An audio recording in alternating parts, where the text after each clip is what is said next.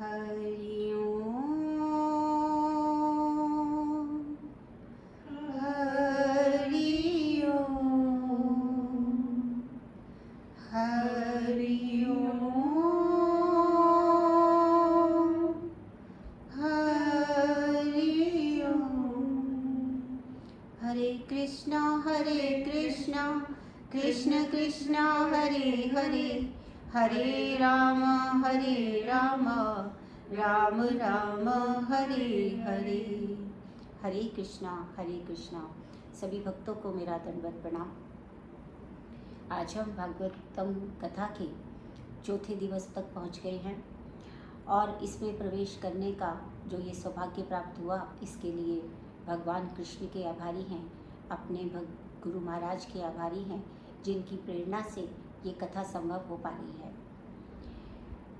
भगवान की इस कथा का एक जो महिमा है, उसका जो वर्णन किया गया है, उसको करने से भी भगवान की कथा का फल मिलता है। तो आइए भगवान की कथा के लिए, भगवान के कीर्तन के लिए क्या कहा गया है। यत् फलं नास्ति तपसा न योगेन समाधिना, तत्फलं लभते सम्यक् कलौ केशव कीर्तनात्।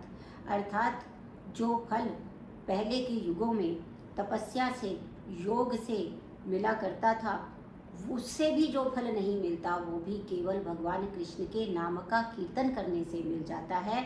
और भागवतम केवल कृष्ण के नाम का कीर्तन स्वरूप ही है।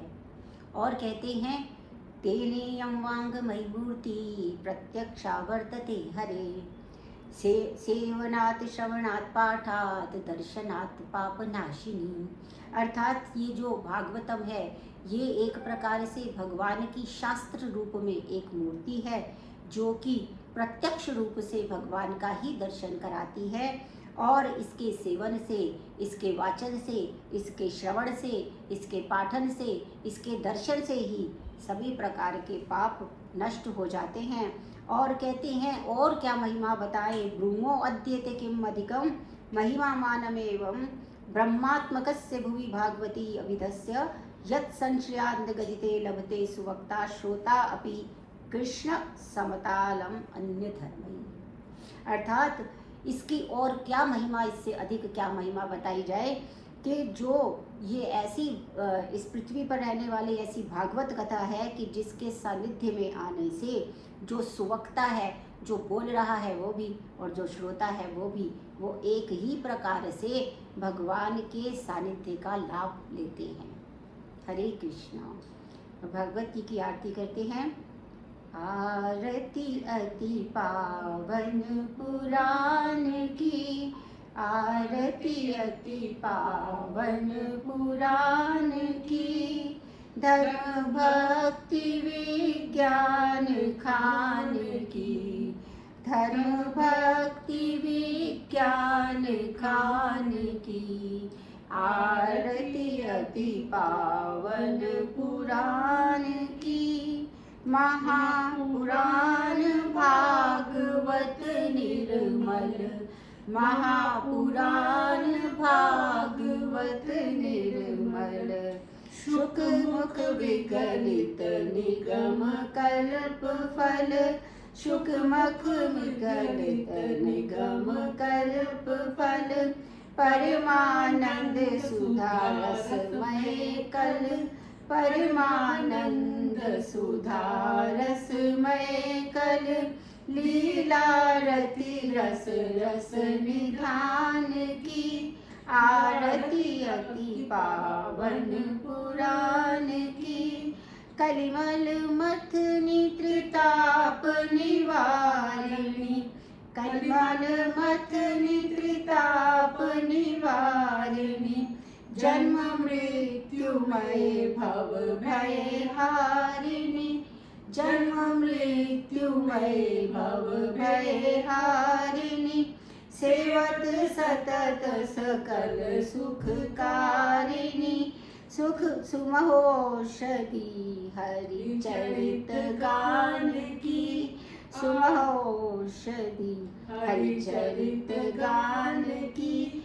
आरती अति पावन पुराण की, विषय विलास विमोह विनाशिनी, विषय विलास विमोह विनाशिनी, विमल विराग विवेक विकासिनी, विमल विराग विवेक विकासिनी, भगवत तत्व रहस्य प्रकाशिनी, भगवत तत्व रहस्य प्रकाशिनी, परम ज्योति परमात्म ज्ञान की आरती अति पावन पुराण की, परमहंस मुनि मन उल्लासिनी, परमहंस मुनि मन उल्लासिनी, रसिक हृदय रस रास विलासिनी, रसिक हृदय रस रास विलासिनी, भुक्ति मुक्ति रति प्रेम सुदासिनी, भुक्ति मुक्ति रति प्रेम सुदासिनी, कथा किंचन प्रिय सुजान की, कथा किंचन प्रिय सुजान की, आरती अति पावन पुराण की। राधे राधे, जय श्री राधे। अस्मत् श्री गुरुभ्यो नमः, अस्मत् परम गुरुभ्यो नमः, अस्मत् सर्व गुरुभ्यो नमः, श्री राधा कृष्णाभ्यां नमः, श्रीमते रामानुजाय नमः। लंबोदरं परम सुंदरम एकदंतं पीतांबरं त्रिनयनं परमं पवित्रम् उद्यद्दिवाकर निभोज्वल कांतिकांतं विघ्नेश्वरं सकल विघ्नहरं नमामि। शरीरं स्वरूपं ततो वा कलत्रं यशश्चारुचित्रं धनं मेरुतुल्यं मनश्चैनलग्नं श्रीगुरुपद्मे तथा किं तथा किं तथा किं तथा किं नारायणं नमस्कृत्य नरं चैव नरोत्तमं देवीं सरस्वतीं व्यासं ततो जयमुदीरयेत्। जयतु देवो देवकी नन्दनोऽयं, जयतु कृष्णो वृष्णिवंशप्रदीपः, जयतु मेघश्यामलः कोमलाङ्गः, जयतु पृथ्वीभारनाशो मुकुन्दः।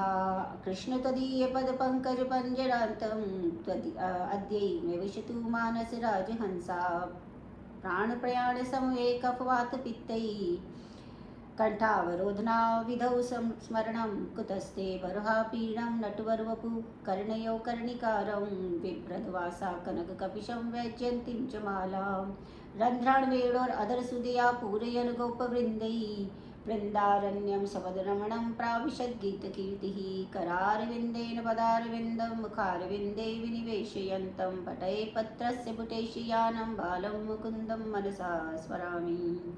रामाय रामभद्राय रामचन्द्राय वेदसे रघुनाथाय नाथाय सीताया पतये नमः। अञ्जनानन्दनं वीरं जानकीशोकनाशनं कपीशमक्षहन्तारं वन्दे लङ्काभयङ्करं मूकं करोति वाचालं पङ्गुं लङ्घयते गिरिं यत्कृपातमहं वन्दे परमानन्दमाधवम्। अनंत कोटि ब्रह्मांड नायक चिंते कल्याण गुणगण निधान सर्वेश्वर सर्वाधिपति अकारण करुणा वर्णालय अकारण करुणाकारक सकल जन कल्लेशापारक परात्पर पर ब्रह्म अनंत कोटि कंदर्प दर्प दरन पटियान निर्गुण निराकार सगुण साकार जगदेक बंधु करुणैक सिंधु सच्चिदानंद घन परमात्मा और महारानी श्रीमती राधा जी के जुगल चरणों में बारंबार प्रणाम करती हूँ। आज की कथा में सप्तम स्कंद वो है जिसे ऊती कहा गया है, और ऊती का अभिप्राय ये होता है कि ऊती का अर्थ है कि जहाँ पर मनुष्य के स्वभाव और असुर के स्वभाव और देवीय स्वभाव सबके विषय में बताया गया है। जो प्रारंभ के 5 अध्याय हैं इसमें वो दैत्य या असुर स्वभाव का वर्णन किया गया है, और मध्य के 5 जो अध्याय हैं में देव का, और अंतिम के 5 में मनुष्य का जो है वो स्वभाव का वर्णन किया गया है। इस क्रम का अभिप्राय क्या है? इस क्रम का अभिप्राय ये है कि जो mनुष्य होता है, मनुष्य में के लिए क्या जन्म ऐसा है कि जो अपने कर्मों के अनुसार वो क्या कर सकता है, वो अपने कर्मों के अनुसार असुर भी बन सकता है और देव भी बन सकता है। वो इस पायदान पे खड़ा है, इस पृथ्वी लोक पे। वो जैसा कर्म करेगा वो असुर भी बन सकता है और वो देव भी बन सकता है। तो इस प्रकार से उन्होंने प्रश्न किया है। तो परीक्षित महाराज इसमें बहुत ही सुंदर एक प्रश्न पूछ रहे। वो कह रहे भगवान तो समदर्शी हैं, समः प्रिया सुहृद ब्रह्मन् भूतानां भगवान स्वयं इंद्रियस्य आर्थे कथम दैत्या नवधि विषमो यथा।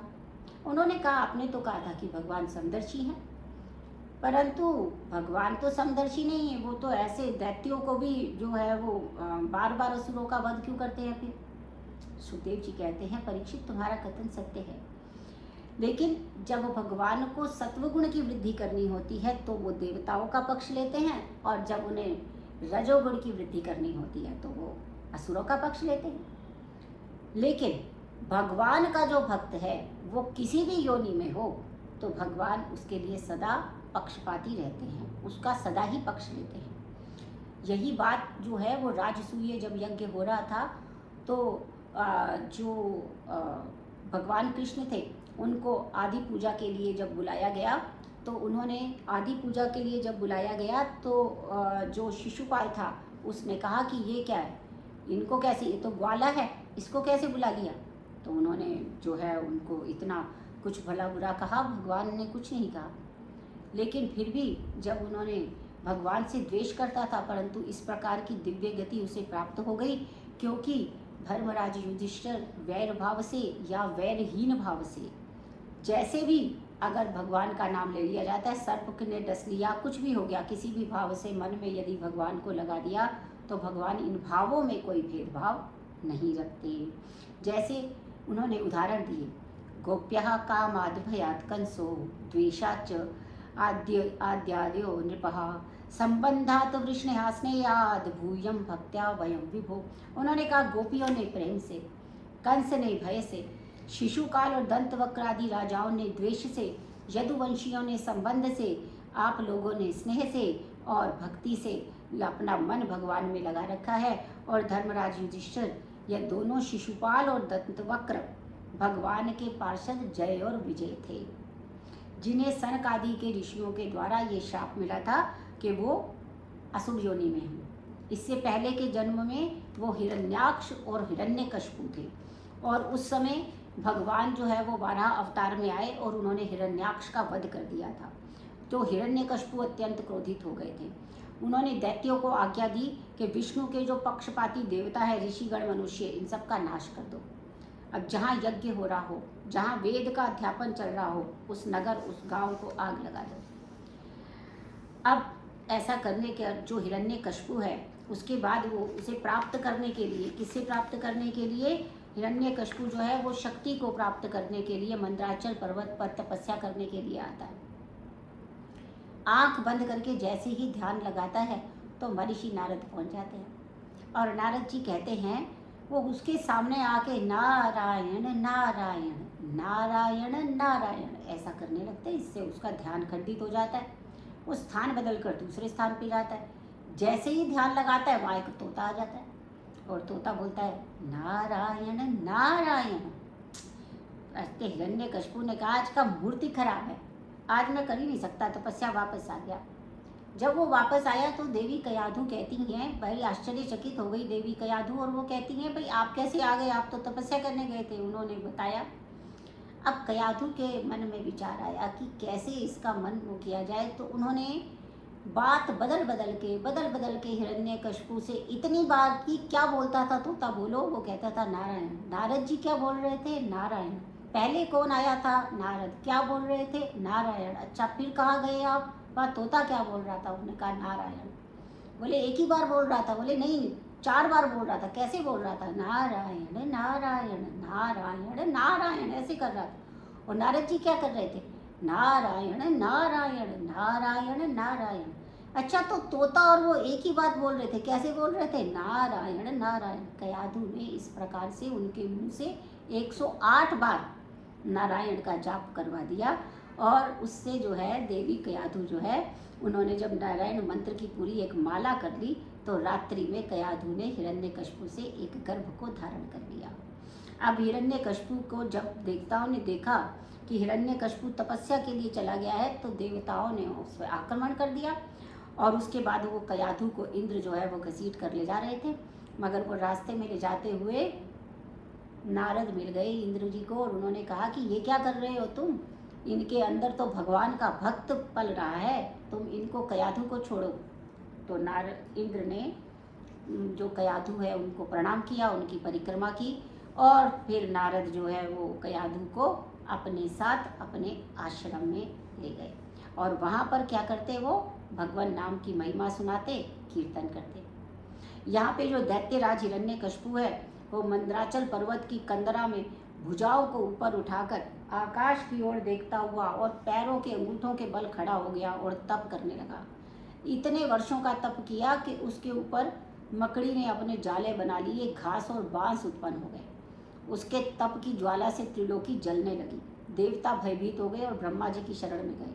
तो ब्रह्मा जी ने कहा कि हिरण्यकशिपु ने तो बड़ी भयंकर तपस्या कर ली। उन्होंने उसे कहा कि चलिए, हिरण्यकशिपु पे उन्होंने अपना अभिमंत्रित जल लेकर छिड़का तो उसका शरीर पुनः स्वस्थ हो गया। और अब हिरण्यकशिपु ने ब्रह्मा जी के चरणों में प्रणाम किया और वरदान मांगा। उन्होंने कहा कि यदि आप मुझे वरदान देना चाहते तो अमरता का वरदान दो। ब्रह्मा जी कहते हैं अमरता तो अमर तो मैं खुद नहीं हूँ, मैं अमरता का वरदान कैसे दे सकता हूँ, मैं तो खुद अमर नहीं हूँ, मैं तो खुद समाप्त होना पड़ता है। कहते ठीक है, फिर मैं जो कहूँगा वो वरदान दो। अब पूछो। उन्होंने कहा यदि दास्यस्य अभिमतान वरान में वरोत्तमम भूतेभ्यस्तदि विशिष्टेभ्यो मृत्युर्माभूनम अमर प्रभु न अंतर्बहिर्दिवा नक्तम अन्यस्याद् अपि चायुधे न भूमौ न अंबरे मृत्यु न नरे न मृगेरपि। उन्होंने कहा ठीक है, आप मुझे वरदान ऐसा दो तो मैं ऐसा आपके द्वारा रचित किसी प्राणी से मृत्यु को प्राप्त ना हो, ना मैं दिन में मरूं ना मैं रात में मरूं, ना मैं घर के बाहर मरूं ना मैं अंदर मरूं, ना मैं किसी अस्त्र शस्त्र से मरूं और ना मैं धरती पे मरूं ना आकाश में मरूं। अब ब्रह्मा जी ने जब यह सुना तो उन्हें भगवान का स्मरण आ गया। उन्होंने कहा कि यद्यपि ये वरदान अत्यंत दुर्लभ है तो भी मैं तुम्हें ये वरदान देता हूँ। ऐसा कह के ब्रह्मा चले गए। इतना बढ़िया वरदान मिला, हिरण्यकशिपु तो मतवाला हो गया। उसने 10 दिशाओं में विजय प्राप्त कर ली। देवता असुर मनुष्य सब कोई अपने वश में कर लिया। स्वर्ग में बैठकर राज करने लगा। इंद्र को तो अपना सेवक बना लिया। वरुण देवता से पानी भरवाने लगा। अग्नि देवता से भोजन पकवाता था। ब्रह्मा जी से वेद मंत्र सुनता था और वृक्षों को जैसे ही देखता था वो फल दे देते थे। धरती की तरफ जैसे ही देखता था वो डर के मारे सारी अन्न इत्यादि दे देती थी, बिना बीज के अन्न प्रदान कर देती थी। ऐसा कठोर शासन देखकर देवता भयभीत हुए और भगवान के पास गए, नारायण की शरण में आए। भगवान नारायण ने कहा यदा देवेषु वेदेषु गोषु विप्रेषु साधुषु धर्मे मयि च विद्वेषा स वा आशु विनश्यति। भगवान कहते हैं देवताओं, जब कोई प्राणी देवेषु वेदों में, वेदेषु वेदों में, गोषु गाय में, विप्रेषु ब्राह्मणों में, साधुओं में, धर्म में जो द्वेष करता है वो व्यक्ति शीघ्र ही नष्ट हो जाता है। जब हिरण्यकशिपु मेरे परम शांत भक्त प्रहलाद से द्वेष करेगा तो ब्रह्मा जी के द्वारा शक्ति संपन्न होने पर भी मैं उसका वध अवश्य करूँगा। इस प्रकार आश्वासन देकर भगवान नारायण वहाँ से अंतर ध्यान हो गए। अब युधिष्ठिर दैत्यराज हिरण्यकशिपु के सहलाद, उन्नाद, हिल्लाद और प्रहलाद नामक 4 पुत्र हुए। प्रहलाद सबसे छोटे थे परंतु गुणों में सर्वश्रेष्ठ थे और परम भक्त, सत्य प्रतिज्ञ, जितेंद्रिय और ब्राह्मण का आदर करने वाले थे। और वो कहते थे वासुदेवे भगवती यस्से नैसर्गिकी रति। वो ऐसे थे कि उनके नैसर्गिक उनकी रुचि जो थी वो किसमें थी? भगवान वासुदेव में। बचपन से ही वो क्या करते थे? खेल कूद की सारी जो है वो अपनी मतलब खेल कूद को छोड़ के, अपनी सामग्री छोड़कर एकांत में बैठकर ध्यान लगाने लगते थे। कभी रोते थे, कभी हंसते थे, कभी नाचने लगते थे और कभी आनंदित हो जाते थे। जब वो कुछ बड़े हुए तो हिरण्यकशिपु ने उसे अपने जो गुरुकुल में भेजा और गुरुदेव शुक्राचार्य के जो पुत्र थे संडामर्क, उनको की शिक्षा के लिए भेजा। इस प्रतिज्ञा को देखकर पुरस्कार के लोभ से मर्क और संडामर्क प्रहलाद को महाराज हिरण्यकशिपु के पास ले आए, उसको ज्ञान दे दिया था। हिरण्यकशिपु ने उनको अपनी गोद में बिठा लिया और पूछा बेटा सबसे अच्छी बात तुम्हें गुरु जी की कौन सी लगी? क्या कहते हैं? तत्साधु मन्ये सुरवर्ये देहिनां सदा सद्विघ्न ध्यामा सद्ग्रहात् हित्वात्मपातं गृहमंदमंकुपवनं गतो यद्धरिमाश्रयेत्। उन्होंने कहा पिताजी, संसारी प्राणी मैं और मेरे पन के असत आग्रह में फंस जाता है और सदा उद्विग्न रहता है। इन प्राणियों के लिए मैं यही ठीक समझता हूँ कि ये अपनी घर गृहस्थी छोड़ दें और वन में चले जाएं और भगवान नारायण की शरण लें। हिरण्यकशिपु ने जैसे ही नारायण का नाम सुना वो हंसने लगा। उसने कहा, संडा मर्क, तुमने यह क्या शिक्षा दी है? कहीं तुम्हारे ना रहने पर पीछे से नारद तो नहीं आ गया था? ध्यान रखो बालक का, शिक्षा दो, इसकी बुद्धि पुनः न बहकने पाए। संडा मर्क जो है वो कांपते हुए प्रहलाद को गुरुकुल ले आए और उससे पूछा, प्रहलाद तेरी ये उल्टी बुद्धि कैसे हुई? प्रहलाद ने कहा, गुरुजी, जैसे लोहा चुंबक से अपने आप आकर्षित होता है उसी प्रकार से मेरा मन स्वयं ही भगवान की ओर आकर्षित है। प्रहलाद ने जब इस प्रकार कहा तो संडा मर्क ने उसे बहुत डांट लगाई और उसको अर्थ और काम की शिक्षा देने लगे। एक दिन प्रहलाद का जन्मदिन था। माता कयाधु ने प्रहलाद को अच्छे अच्छे वस्त्र पहनाए, नहलाया और आशीर्वाद के लिए पिता हिरण्यकशिपु के पास भेजा। प्रहलाद ने हिरण्यकशिपु के चरणों में प्रणाम किया। हिरण्यकशिपु ने अनेकों आशीर्वाद दिए और प्रहलाद को गोद में बिठाकर पूछा, गुरुजी ने तुम्हें क्या पढ़ाया? कौन सी बात सबसे अच्छी लगी? अब वो क्या कहते हैं देखिए। श्रवणम कीर्तनम विष्णु स्मरणम पाद सेवनम अर्चनम वंदनम दास्यम सख्यात्म निवेदनम इति पुंसार्पिता विष्णु भक्तिश्च एन नवलक्षणा क्रियते भव्य तथा तन्मयेत अधीतम उत्तमम। तन्मयेत अधीतम उत्तमम। उन्होंने कहा कि पिताजी, भगवान की कथा का श्रवण करना, उनके नामों का कीर्तन करना, उनका वाद सेवन करना, अर्चन वंदन और उनके दास्य भाव रखना, सख्य भाव रखना और अपने आप को समर्पित कर देना, ये 9 लक्षण हैं भक्ति के। और इस भक्ति को सदैव करना चाहिए, तन्मयता से करना चाहिए, ये श्रेष्ठ ज्ञान है। हिरण्यकशिपु ने जब ये सुना तो उसने कहा कि ये बालक तो पुत्र, तुमने मुझे कैसी शिक्षा दी है, मैं तुम्हें अभी दंड देता हूँ। गुरुपुत्र थर थर कांपते हुए बोले, न मत प्रणीतम न पप्रणीतम सुतो वदत्येषा तवेन्द्र शत्रु नैसर्गिक्यम मतिरस्य राजन न्यच्छ मन्युम कददास्मामनः। उन्होंने कहा, जी हमने इसको कोई शिक्षा नहीं दी, इसकी जन्मजात बुद्धि ऐसी है, हमें क्षमा करो। हिरण्यकशिपु ने प्रहलाद से कहा, यह शिक्षा गुरुपुत्रों से प्राप्त नहीं हुई तो कहाँ से प्राप्त हुई? प्रहलाद ने कहा, मतिर्ना कृष्णे परता स्वतो वाभिभो विपद्येत गृहव्रतानां महीयसामुपादरजोभिषेकम निष्किंचनानां नवृतीत्यवत्। उन्होंने कहा, पिताजी, जब तक प्राणी महापुरुष के चरणों की धूलि से स्नान नहीं कर लेता तब तक उसकी बुद्धि किसी के भी समझाने पर भगवान के चरणों में नहीं आ सकती।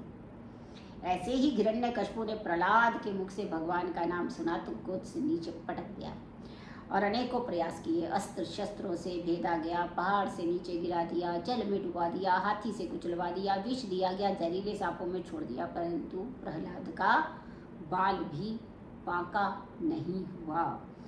तब उन्होंने जो है अपनी जो उनकी बहन थी प्रहलाद जी को देखा। अंधामर्क ने कृत्या को उत्पन्न किया और कृत्या ने जैसे ही प्रहलाद जी को देखा उनके चरणों में प्रणाम किया और लौटकर गुरुपुत्र चंडामर्क को जो है वो जलाकर भस्म कर दिया।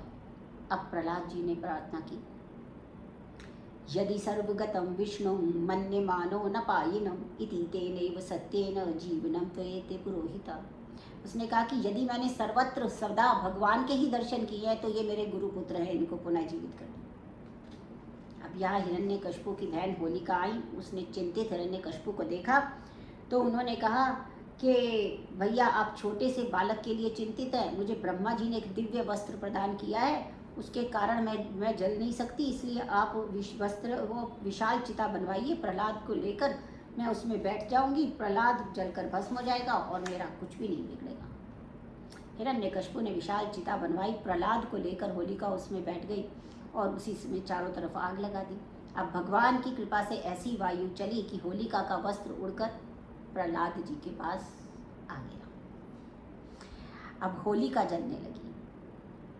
हांड जले जस लाकड़ी, केस जले जस घास, सोने जैसी बुआ जल गई कोई न आयो पास, जो अपराध भगत कर करही, राम रोष पावक सो जरही।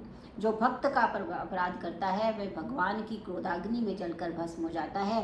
होलिका भस्म हो गई और प्रातः काल प्रहलाद के मित्र भस्म की तिलक करने आए। उसी समय भस्म के फेड़ से मित्र प्रहलाद जी प्रकट हो गए और धूली उड़ाकर होली का पर्व मनाया।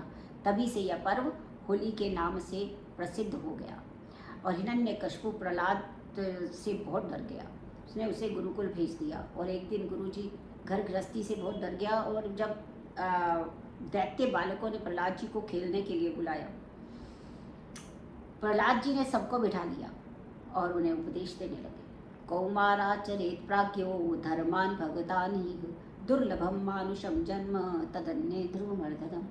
मित्रों, यह मनुष्य शरीर अत्यंत दुर्बल है, सदा रहने वाला भी नहीं है। इसलिए कुमारावस्था में ही भगवान का भजन करना चाहिए। इंद्रियों से प्राप्त होने वाले सुख तो किसी भी योनि में प्राप्त हो सकते हैं, परंतु जो है सुख उन भोगों की प्राप्ति के लिए प्रयास करने की जरूरत नहीं है। मित्रों, हमारी आयु 100 वर्ष की होती है, जिसमें आधी आयु तो सोने में व्यतीत हो जाती है। 25 वर्ष जो है प्रारंभ के खेलने कूदने में, 20 वर्ष व्यतीत हो जाते हैं। अंतिम के 20 वर्षों में जरावस्था के कारण कुछ भी काम नहीं करता और व्यक्ति रोगों से ग्रसित हो जाता है। इसलिए आपको जो है वो भगवान का भजन करना चाहिए। यही चेद अवेदित नहीं सत्यम मरुति न चेद इह वेदी न महति विनष्टि। उन्होंने कहा कि इस शरीर के रहते हुए अगर परमात्मा का ज्ञान हो गया तो ठीक है, नहीं तो पुनरपि जननम पुनरपि मरणम, बार बार जन्म लो, बार बार मरते रहो। तो उन्होंने और भी ज्ञान दिया कि परमात्मा को कैसे जाना जाए। प्रहलाद कहते हैं परमात्मा को कैसे जाना जाए। गुरु शुश्रया, यानी कि गुरु की सेवा करने से।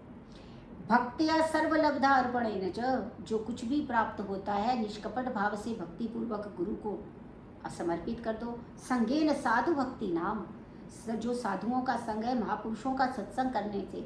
श्रद्धया तत्कथा नाम च कीर्तनई गुण कर्म नाम, उनकी सदकथाओं में भाग लेना है और उसके साथ साथ भगवान के श्री चरणों में जो कुछ भी प्राप्त हो वो समर्पित करना है, कीर्तन करना है। तद पादाम्बुर ध्यानात् तल्लिंगे राक्षणादि भी, और उनकी कथाओं में श्रद्धा रख के चरण कमलों को आपने प्रणाम करना है।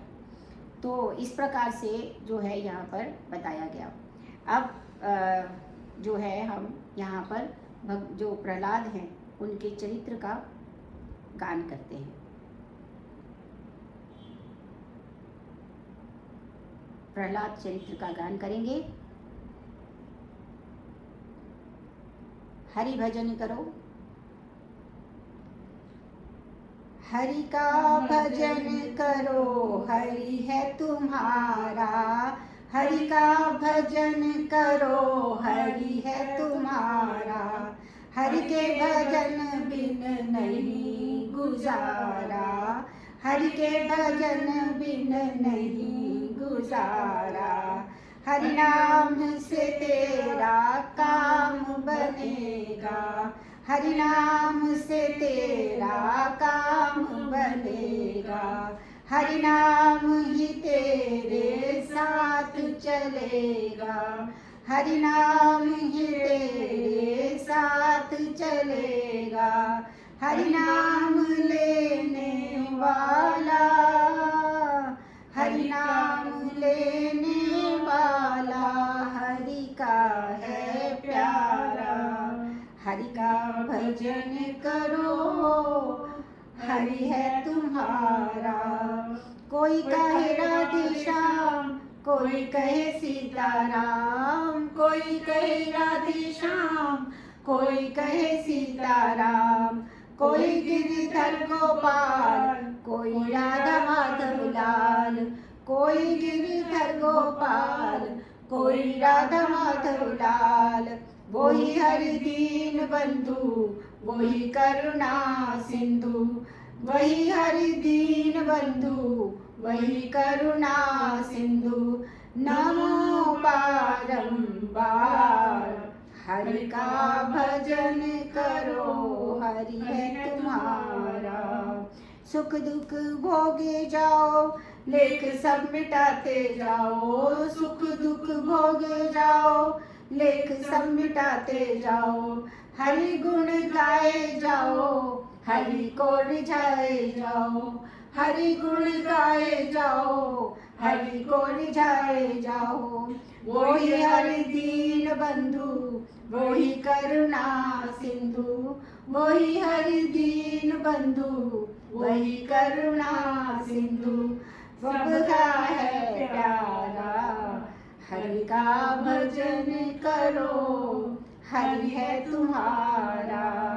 दीनों डोल दया करो, बड़े तो सेवा भी करो। दीनों पर दया करो, बने तो सेवा भी करो। मोह सब दूर करो, प्रेम हरि से करो। यही भक्ति यही योग यही ज्ञान सारा, हरि का भजन करो, हरि है तुम्हारा। हरि के भजन बिन हरि है तुम्हारा, हरि के भजन बिन नहीं गुजारा, हरि के भजन बिन नहीं। गुजारा। बोलिए भक्त प्रहलाद की जय। अब जो है उनके नामों का कीर्तन करने से भगवान श्री हरि शीघ्र प्रसन्न हो जाते हैं। भक्त श्री सूरदास भी कहते हैं, पढ़ो रे भैया राम मुकुंद मुरारी, पढ़ो रे भैया राम मुकुंद मुरारी। कहे प्रहलाद सुनो रे बालक, करे प्रहलाद सुनो रे बालक, लीजे जन्म सुधारी।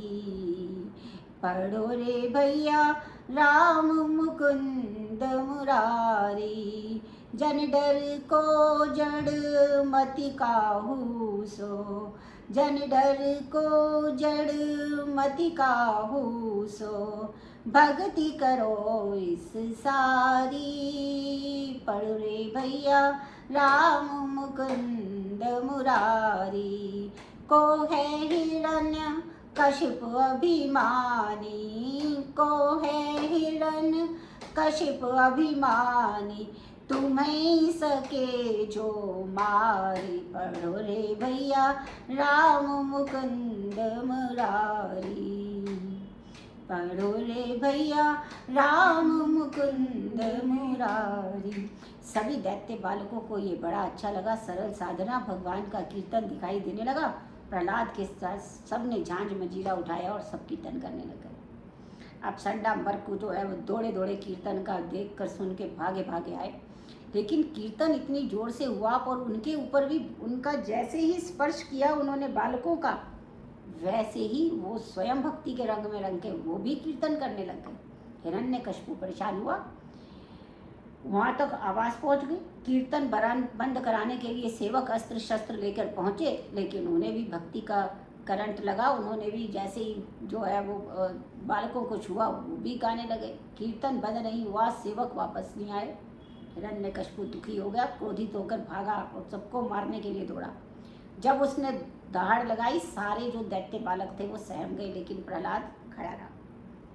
उसने कहा, मेरे नाम से तो भले भले लोग वो हो जाते हैं और तुम बिल्कुल हिल नहीं रहे, तुम कांप नहीं रहे। कौन सा बल है तुम्हारे पास? किसने तुम्हें इतना बल दे दिया? वो कहता है, ना केवलम मे भवतश्च राजन, सवै बलम बलिनाम चा परेशान, परेण वरेमी स्थिर जंगमा नाम, ये ब्रह्मादियो येन वशम प्रणीतः। वो कहते हैं, पिताजी ये नारायण मेरे नहीं आपके भी बल हैं। एक तिनके से लेकर परेण वरेमी स्थिर जंगमा नाम, एक तिनके से लेकर जितने भी प्राणी हैं सारा चराचर जगत उसके अधीन है। हिरण्यकशिपु ने कहा, तेरा नारायण कहाँ रहता है? प्रहलाद ने कहा, जहाँ भक्त रहता है। जहाँ भक्त रहता है वहीं भगवान रहते हैं। हिरण्यकशिपु ने कहा, कैसे? उसने कहा कि ऐसे कि भगवान तो सर्वत्र व्याप्त हैं, लेकिन जब तक मनुष्य के शरीर, मनुष्य के ऊपर अपने अहंकार का पर्दा डला रहता है, अपने मिथ्या ज्ञान का पर्दा डला रहता है, तब तक उसे भगवान दिखाई नहीं देते। इसीलिए जहाँ भक्त रहता है वहाँ भगवान रहता है, ऐसे कहते हैं। क्योंकि भक्त के सामने अहम नहीं है, भक्त शरणागति हो चुका है, उसके सारे ज्ञान जो है वो चक्षु जागृत हो गए हैं, तो वो जहाँ भी देखता है उसे भगवान दिखते हैं। इसलिए जहाँ भक्त है वहाँ तो भगवान रहते हैं। हिरण्यकशिपु ने कहा इस खंबे में भी रहते हैं? प्रहलाद ने कहा हाँ रहते हैं। अब हिरण्यकशिपु ने जोर से खंबे में मुष्टि का प्रहार किया और तभी खंबे को फाड़कर भगवान नरसिंह प्रकट हो गए। बोलिए भगवान नरसिंह की जय।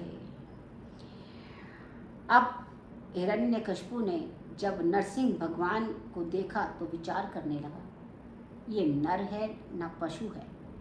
दोनों में भारी युद्ध हुआ और भगवान ने उसे पकड़ लिया और देहली पे लेकर अपनी गोद में बिठा लिया और हिरण्यकशिपु से कहा अपने वरदानों को याद करो।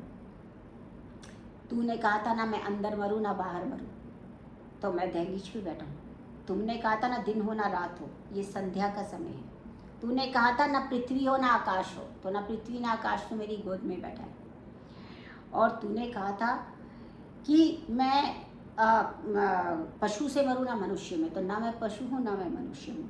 और तूने कहा था ब्रह्मा की सृष्टि से उत्पन्न किसी प्राणी से मेरा वध ना हो, तो मैं ब्रह्मा को उत्पन्न करता हूँ, ब्रह्मा मुझे उत्पन्न नहीं करते। और इसी प्रकार से तुमने कहा था किसी अस्त्र शस्त्र से ना हो, तो मैंने अपने नाखूनों से, बड़े बड़े नाखूनों से उन्होंने उसका जो वो हृदय है वो पूरा विदीर्ण कर दिया और उसकी आंत बाहर निकाल दी। और बोलिए अंतरमाली भगवान की जय। और फिर जो है राज सिंहासन पर आकर वो बैठ गए और उनकी देवता स्तुति करने लगे, पर भगवान का क्रोध शांत नहीं हुआ। माता लक्ष्मी स्वर्ण का थाल लेकर आई, परंतु जैसे ही वो चरणों से प्रारंभ करके उनके मुख तक पहुंचती है, तब वैसे ही भगवान ने एक दहाड़ लगाई और वो थाली लक्ष्मी जी के हाथों से छूट गई। वो ब्रह्मा जी के पास गई कि नहीं नहीं, ये मेरे स्वामी नहीं हो सकते, वो तो बड़े उदारती है, शांताराम है, शांत रहने वाले हैं। अंत में ब्रह्मा जी ने प्रहलाद जी को भेजा। प्रहलाद ने भगवान नरसिंह पे चरणों में प्रणाम किया और भगवान के सामने क्या प्रार्थना की, ओम नमो भगवते तुभ्यं पुरुषाय परमात्मने हरिवद्भुतं सिंहाय परमात्मने ओम उग्रं वीर महाविष्णुं ज्वलतं सर्वतोमुखं नरसिंहभीषणं भद्रं मृत्युं नमाम्यहम् ओम नृमा नरसिंहाय नमः। भगवान की इस प्रकार से स्तुति की और कहा। और भगवान ने, नरसिंह ने, जब भगवान ने देखा कि प्रहलाद प्रणाम कर रहे हैं तो उनको अपनी गोद में बिठा लिया। और फिर वो भगवान जो है वो क्या कह रहे हैं कि ये क्या किया, क्वदेमा वपु क्वाच भयः सुकुमार मतेद क्लेता प्रमत्त कृत दारुण यातनास्ते आलोचितो हि विषयोयम भूतपूर्वा क्षंतव्य भंग यदि वे समय विलंबा। भगवान स्वयं क्षमा मांग रहे हैं। वो कह रहे हैं कि हे प्रभु, तुम्हारे इतने कोमल कोमल अंग थे, सारे असुरों ने तुम्हें शस्त्रों से मारा, पानी में गिराया, जल में डुबोया, आग में जलाया, तो मैं तुम्हें अब अपने ओर से लगा रहा हूँ, मैं तुमसे क्षमा चाहता हूँ, मैंने बड़ी देर कर दी। अब प्रहलाद हाथ जोड़कर नरसिंह भगवान को कह रहे हैं, क्वाहम रजा प्रभव ईशा तमोन्धिके स्मिन् जाता सुर तेर कुले कव त्वानुकंपा न ब्राह्मणो न तु भवस्ये न वै रमाया यंतेर पिता शिरसी पद्म करा प्रसाद। प्रभु, कहाँ तो मैं रजोर तम से युक्त ये असुर के वंश में उत्पन्न हुआ हूँ और कहाँ आपकी करुणा कृपा। आपने जो अपनाकर कमल मेरे सिर पे रख दिया है, आपने हाथों का कमल मेरे सिर पे रख दिया है, तो उसमें मेरा सौभाग्य है। ये सौभाग्य तो ब्रह्मा को, विष्णु मतलब ब्रह्मा को, शंकर को और माँ लक्ष्मी को भी, आपकी प्राण वल्लभा को भी प्राप्त नहीं हुआ। मैं धन्य हूँ। नरसिंह भगवान ने कहा कि तुम कोई वर मांगो। तो प्रहलाद क्या कहते हैं, यस्य आशीष आशास्ते न सभृत्य सवै मणिका, कि जो भी सेवक किसी लाभ के लिए, कोई प्राप्ति के लिए कुछ सेवा करता है तो वो कैसा होता है, वो तो व्यापारी है। तो मुझे तो कुछ नहीं चाहिए। अगर आप कुछ देना चाहते हो तो मेरे अंदर जितने भी कामनाओं के बीज हैं उन सबको नष्ट कर दीजिए और मेरे पिता हिरण्यकशिपु जिन्होंने आपका अपराध किया है, आप उन्हें क्षमा कर दीजिए। तो भगवान कहते हैं कि जिसका तुम्हारे जैसा पुत्र हो उसकी 21 पीढ़ियाँ अपने आप तर जाती हैं, एक तुम्हारी, एक तुमसे पहले वाली 10 और बाद वाली 10। इसलिए अब बारंबार प्रहलाद ने क्षमा मांगी। नरसिंह भगवान ने प्रहलाद जी को आशीर्वाद दिया और अंतर्धान हो गए। कैसे कहा है? सुर घनेरे फिरे पद गावत वै पै पद, सुर सो स्वाद कहाँ है, बहुताल मंजीरा बजावत फिरे मीरा मतवाली सी याद कहाँ है। सिया राम कथा कितनों ने लुकी, तुलसी सरसी मर याद कहाँ है, नरसिंह बसे प्रति खंबन में पर काढ़वे को प्रहलाद कहाँ है। अर्थात भगवान भाव के भूखे हैं, सारे लोग गाते फिरते हैं, लेकिन सूर के जैसा स्वाद, सूरदास जैसा स्वाद कहाँ से लाएं। बहुत ताल मंजीरे गाकर राग गाते हैं, लेकिन मीरा जैसा मतवाला कौन है। और सिया राम की कथा कईयों ने लिखी, लेकिन तुलसी जैसी मर्यादा में किसी ने नहीं लिख पाए। और नरसिंह तो हर खंबे में हैं, परंतु उसको वहाँ से निकालने वाला प्रहलाद कहाँ है। अर्थात वो भक्त जो होता है उसके लिए भगवान सरल सुलभ प्राप्त हैं।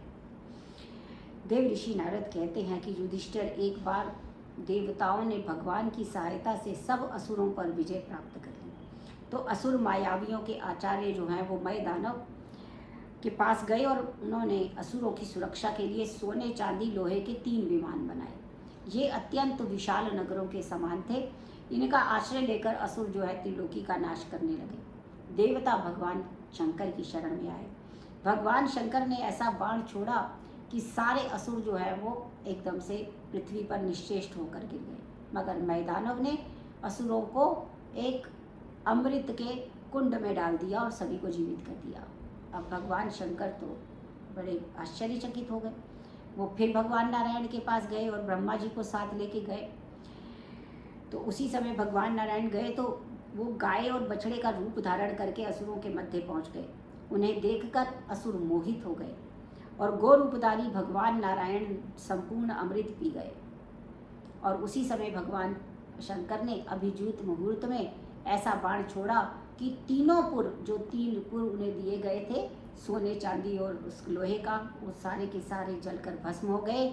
और इसी से भगवान शंकर का नाम त्रिपुरारी पड़ा। बोलिए त्रिपुरारी भगवान की जय। अब भगवत वो धर्मराज युधिष्ठिर देव ऋषि नारद से पूछते हैं कि भगवत उच्चो तुम इच्छा में नृणाम धर्म सनातनम वर्णाश्रम आचार्युतम यत गुमान बिंदो परम। उन्होंने कहा, देव ऋषि, मैं आपसे मनुष्यों के वर्ण और आश्रम और धर्मों के बारे में सुनना चाहता हूँ, जिनके पालन करने से मनुष्य परम पुरुष परमात्मा को प्राप्त कर लेता है। उन्होंने कहा ठीक है। उन्होंने कहा कि देखिए 4 वर्ण हैं, ब्राह्मण, क्षत्रिय, वैश्य और शूद्र। लेकिन वो कैसे पहचाने जाते हैं? शमो दमस्तपाशौचम संतोषा क्षांतिरार्जवम ज्ञानम दयाच्युतम आत्मतत्वम सत्यम च ब्रह्म लक्षणम। ब्राह्मण कौन होगा? जिसके पास जो इंद्रियों को अपने बस में कर पाएगा, पवित्रता, संतोष, क्षमा, सरलता, ज्ञान, दया भाव, ये सब जिसमें होगा वो तो ब्राह्मण है। और जो रक्षा करेगा, शूरता, वीरता, तेज रूपिता, त्याग और ब्राह्मणों का सम्मान करेगा और देश की रक्षा करेगा, वो कौन कहलाएगा? वो क्षत्रियों का धर्म है। और गुरु और भगवान की भक्ति करना और व्यापार करना ये वैश्यों का धर्म है। और निष्कपट भाव से स्वामी की सेवा करना ये शूद्र का धर्म है। पति की सेवा करना, बंधु बांधवों का आदर सत्कार करना ये पतिव्रता स्त्रियों का धर्म है। और यहाँ से हमें यही सीखने को मिलता है कि कहीं पर भी जो है जन्मतः जाति को कोई प्रमाण नहीं माना गया है, कर्म को प्रमाण माना गया है। जिसमें जैसे गुण होंगे उसको उसी प्रकार का वर्ण माना जाएगा, ऐसा हमारे यहाँ पर बताया गया है। और यदि आध्यात्मिक दृष्टि से हम देखें तो हम सब शूद्र हैं। हम सब क्यों शूद्र हैं? क्योंकि हम शरीर ना होकर के आत्मा है और जीव जो है वो भगवान का शाश्वत अंश है, नित्य प्रति भगवान का दास है। इसलिए हम सब दास हैं, पर हम अपने स्वामी की सेवा निष्कपट भाव से नहीं कर रहे। हम वणिक की तरह कर रहे हैं, व्यापारी की तरह कर रहे हैं कि मैंने आपकी पूजा की, अब ये मुझे दे दो। तो इस तरह से हम वणिक के समान कर रहे हैं, मगर प्रहलाद महाराज कहते हैं कि वणिक के समान नहीं, निष्कपट भाव से सेवा करनी है। तो निष्कपट भाव से सेवा करना ही शूद्र का धर्म है, सेवक का धर्म है। तो हम सब शूद्र हैं आध्यात्मिक दृष्टि से। तो इसके बाद ये 4 जो हैं वो आश्रम बताए, ब्रह्मचर्य आश्रम, गृहस्थ आश्रम, वानप्रस्थ और संन्यास। अब वहाँ पे तो बोला गया है कि भाई ब्रह्मचर्य को जो है वो एक डंडा लेकर और कमंडल लेकर और भिक्षा मांगनी चाहिए और ये सब करना चाहिए। अब लेकिन ये प्रश्न उठता है सभी के मन में कि हम कहाँ ये ब्रह्मचारी होंगे तो कहाँ ये कमंडल लेके कहाँ घूमेंगे। उसका अभिप्राय क्या था? अभिप्राय ये था कि जब कोई किसी से भिक्षा मांगने जाता है तो सबसे पहले उसको अपना अहंकार किनारे रखना पड़ता है, और दूसरी बात होती है कि उसमें विनम्रता लानी पड़ती है। वो विनम्रता लाएगा और अपने अहंकार को एक तरफ रखेगा, और उसके बाद वो भिक्षा ले आए, गुरु के चरणों में समर्पित करे। जो भी भिक्षा लेके आए ब्रह्मचारी, तो गुरु के चरणों में समर्पित करे, अर्थात वो ज्ञान प्राप्त करे। क्योंकि आगे के जीवन के लिए, जीवन में जितने भी उतार चढ़ाव आएंगे, उन सब में से, उन समस्याओं के समाधान के लिए उसे जो सबसे अधिक चाहिए वो ज्ञान चाहिए। इसलिए जो ज्ञानवान है, जिससे ज्ञान प्राप्त करना है, उसके चरणों में शरणागति हो जाए। तो आज की उसमें भी यदि जो है वो ब्रह्मचारी रहने का अर्थ होता है कि अपनी सभी इंद्रियों को दमन करने वाला वो होता है, वो खुद ही ब्राह्मण होता है, क्योंकि उसने अपनी इंद्रियों का दमन किया है। उसमें दया भाव है, उसमें विनम्रता है, उसमें सत्य है, उसमें शरणागति होने की जो है वो योग्यता है, तो वो ब्रह्मचारी है। इसी प्रकार से जो वानप्रस्थी है वो तो अपने घर से दूर रहकर वो निवास करे, क्योंकि सर्दी गर्मी को सहते हुए अपने अंदर वो सब लाए, फल आदि का भोजन करे।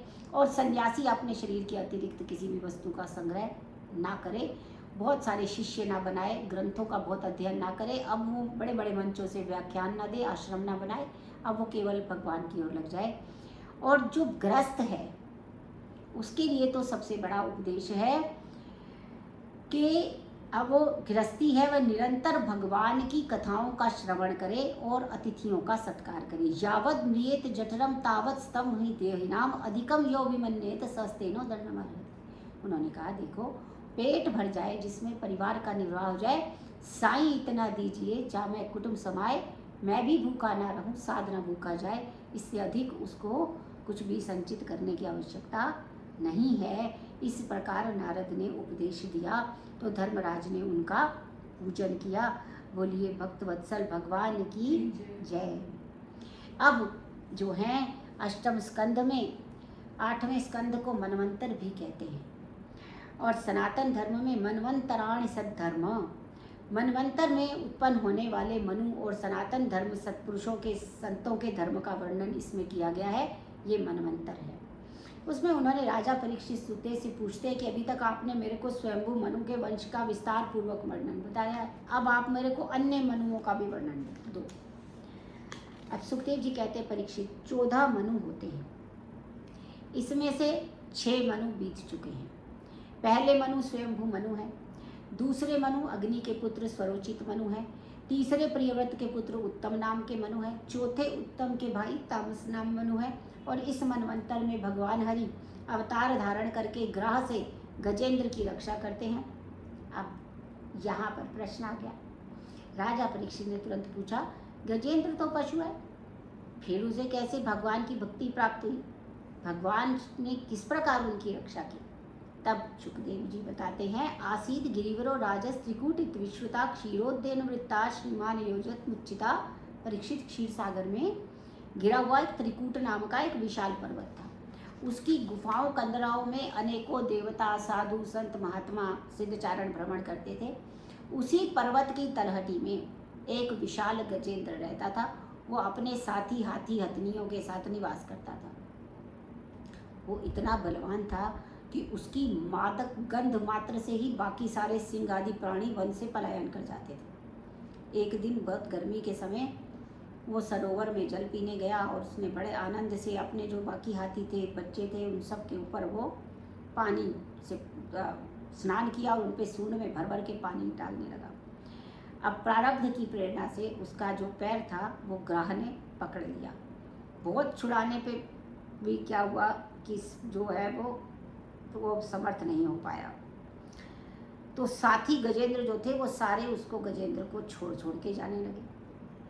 तब गजेंद्र विचार करने लगा, स्वार्थ रथ संसार की यही पुरानी रीत, सुख में सब अपने बने दुख में त्यागे मीत।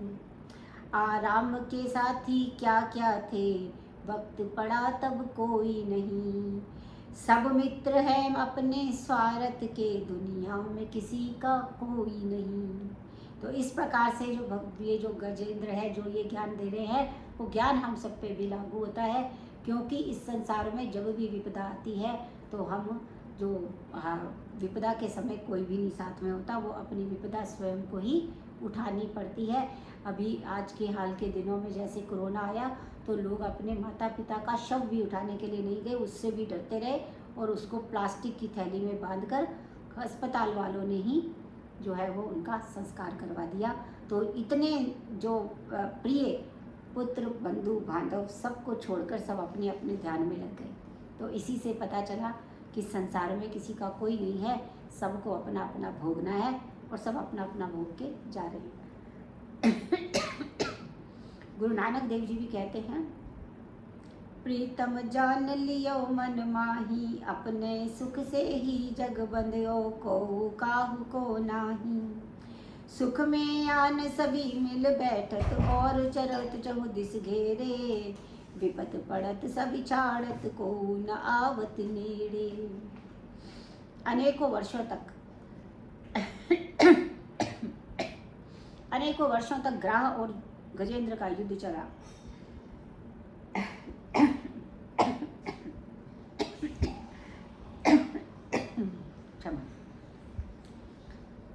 कभी गजेंद्र ग्राह को खींच लेता, कभी ग्राह गजेंद्र को, इस तरह से चलता रहा।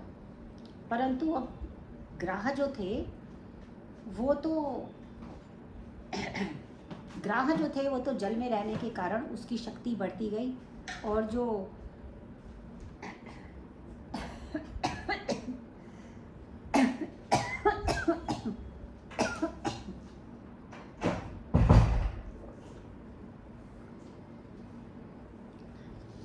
ग्राह तो जो प्राणी था वो जल का था, उसकी तो शक्ति बढ़ती गई, मगर गजेंद्र की शक्ति कम हो रही थी। अब ऐसे में जो गजेंद्र है उन्होंने भगवान की स्तुति की है, ठीक है। तो उन्होंने कहा, वो क्या कहते हैं, ओम नमो भगवते तस्मै यत्ते तच्चिदात्मकं, पुरुषायादि बीजाय परेशायाभि धीमहि। उन्होंने कहा, इस जगत का जो मूल कारण है, जो समस्त प्राणियों के हृदय में परम पुरुष विराजमान है, वो जगत के एकमात्र स्वामी, जिनके कारण संपूर्ण संसार में चेतना व्याप्त है, वो परम ब्रह्म परमेश्वर को मेरा प्रणाम है।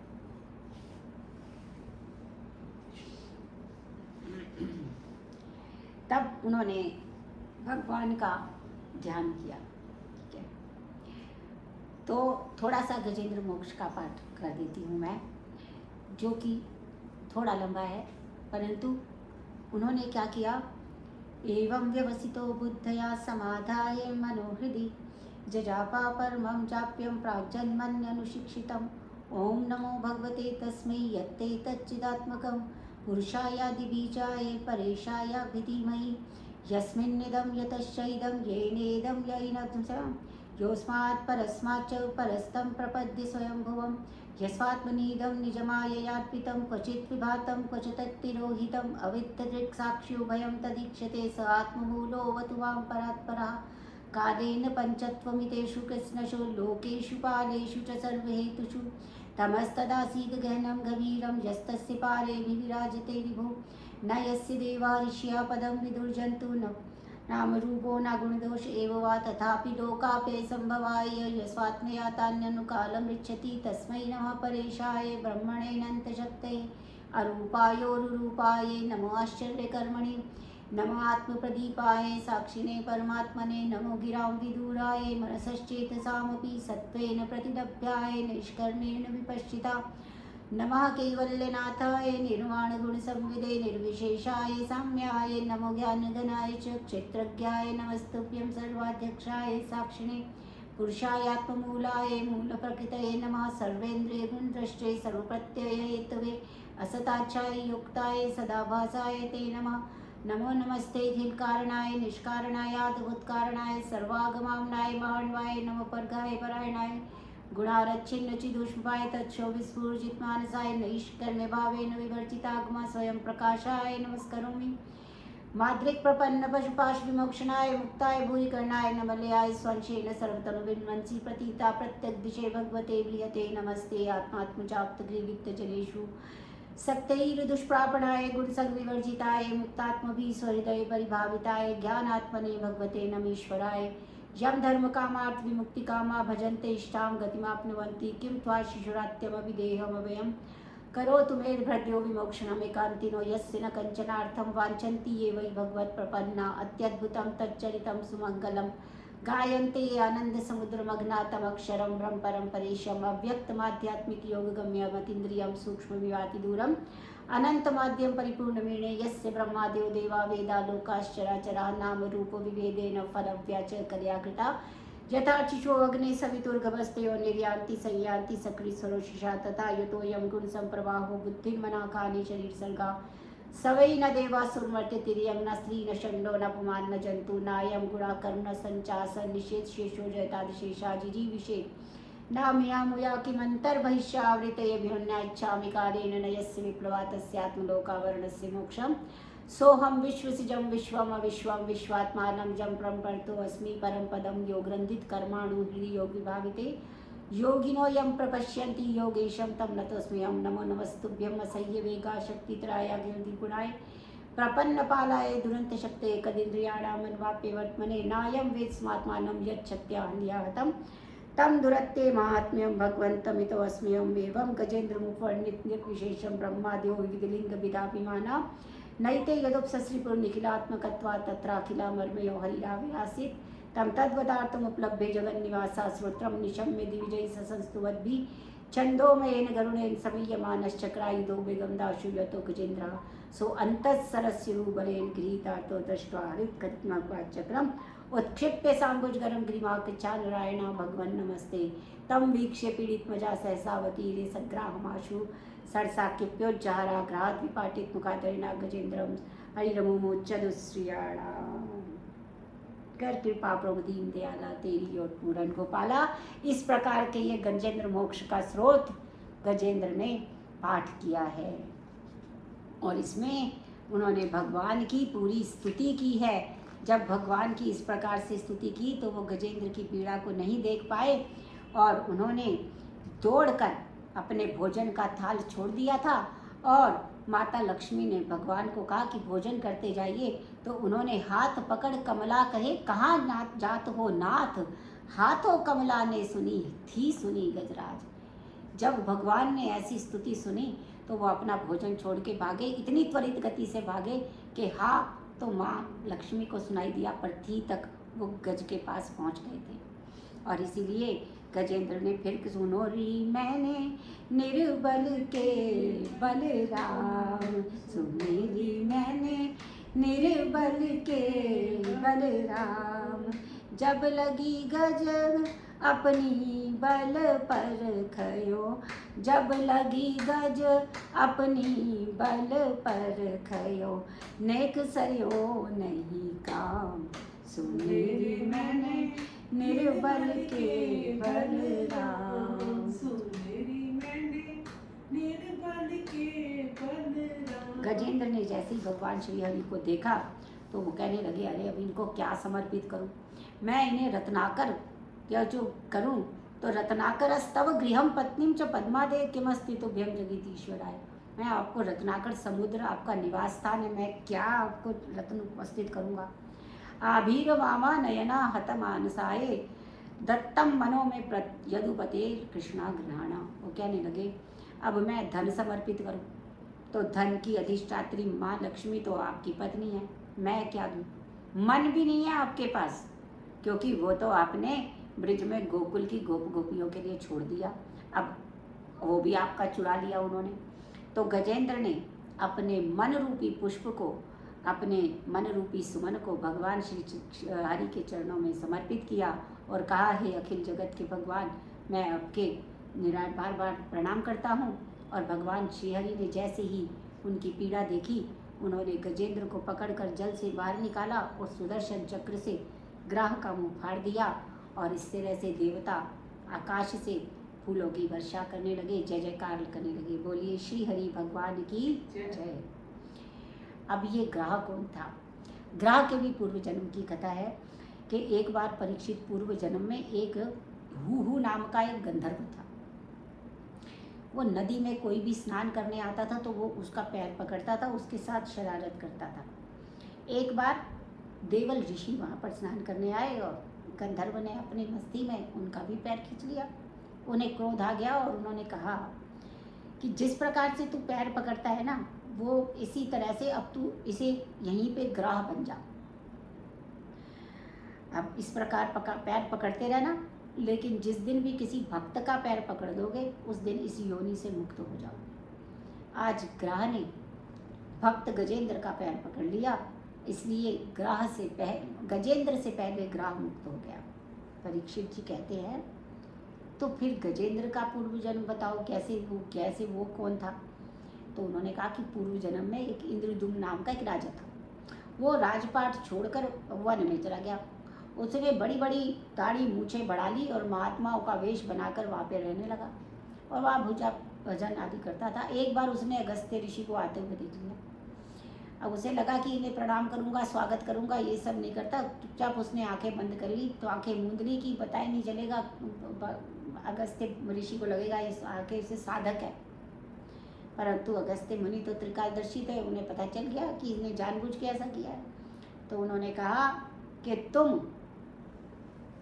जो है ब्राह्मण के आने पर, ऋषि के आने पर खड़े भी नहीं हुए और तुमने ये जो अपराध किया है इसके लिए अब तुम जैसे हाथी के समान बैठे रहे थे ना, कि हाथी को हिलने में दिक्कत आती है, तो तुम अब हाथी बन जाओ। बोलिए श्रीहरि भगवान की जय। अब पांचवें मनु जो थे तामस के भाई रैवत हुए और छठे चक्षु के पुत्र चाक्षुष हुए। इस भगवंतर में भगवान ने समुद्र मंथन करके अमृत पिलाया। अजित, कश्यप और मोहिनी आदि अनेक अवतार हुए। और कौन कौन से रत्न, फिर वो कहते हैं, राजा परीक्षित पूछते हैं, अच्छा फिर मंथन हुआ था तो उसमें तो बड़े रत्न निकले थे, कौन कौन से निकले थे वो बताएं। सुखदेव जी कहते हैं, यदा दुर्वाससा शापात सेन्द्रा लोकास्त्रयो नृपा निश्रिकातस भवस्तत्र नेशुरिज्जाद्या क्रिया। उन्होंने कहा कि परीक्षित एक बार दुर्वासा ऋषि भगवान नारायण का दर्शन करके आ रहे थे। उन्होंने मार्ग में देवराज इंद्र को देखा तो भगवान की प्रसादी माला उन्हें भेंट कर दी। अब इंद्र तो अपने मतलब काफ़ी अपने अहंकार में, ऐश्वर्य में मदमस्त था। उसने माला पकड़ी और ऐरावत के गले में डाल दी और ऐरावत ने उसको अपने पैरों तले कुचल दिया। ये देखकर दुर्वासा ऋषि को क्रोध आ गया और उन्होंने इंद्र को श्राप दिया कि जा, तुझे ऐश्वर्य का बड़ा अभिमान है तो जल्दी ही तू अपने ऐश्वर्य से च्युत होगा। जब ये बात दैत्यराज को पता चली तो उन्होंने जल्दी से स्वर्ग पर आक्रमण कर दिया, देवताओं को पराजित किया और त्रैलोक्य में अपना राज्य स्थापित कर दिया। अब दुखी देवता फिर भगवान नारायण की शरण में आ गए। भगवान नारायण ने कहा, देवतो तुम सभी दैत्यों से संधि कर लो। ये जो प्रकरण है ये हमें बहुत शिक्षा देता है, क्योंकि ये क्या बताता है, देखो, अर्यो अपि ही संदेया सती कार्यार्थ गौरवे अहिमूषक या देवा ह्यर्थ से पदवागति। उन्होंने कहा, देखो, जब हमें कोई बहुत बड़ा काम करना हो ना तो उस समय हम शत्रु को भी थोड़ी देर के लिए मित्र बना लेना चाहिए, अपना अहंकार थोड़ा एक तरफ रख के। तो अब आप क्या करो, असुरों को मित्र बना लो। अहिमूषक कथा कही। अहिमूषक कथा क्या थी कि एक सपेरा था, उसने एक सांप को अपनी वो जो उसकी होती है पिटारी, उसमें बंद कर दिया था और एक दिन उसी पिटारी में एक चूहे को भी बंद कर दिया। अब सर्प जो होता है वो बड़ा ही चालाक होता है। उसने चूहे को कहा कि देखो मामा जी, अगर हम यहीं पे फंसे रहे, ये तो बड़ा गंदा है सपेरा, ये तो हमें खाने को भी कुछ नहीं देता, हम तो ऐसे भूखे मर जाएंगे।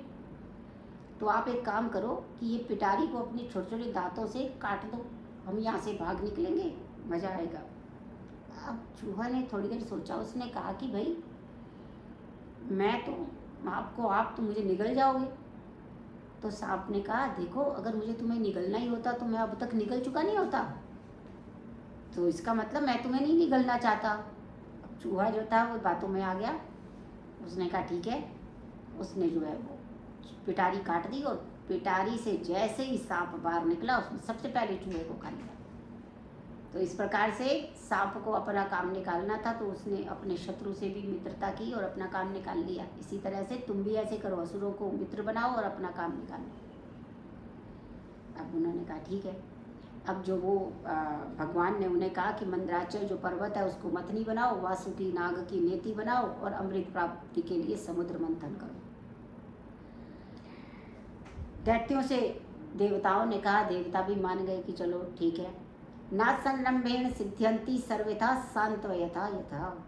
ये भी एक दूसरी शिक्षा मिली कि भाई अगर आपको बहुत क्रोध आ रहा है तो क्रोध करने से कोई समस्या की मतलब कोई समस्या हल नहीं होने वाली, ना ही कोई काम बनने वाला है।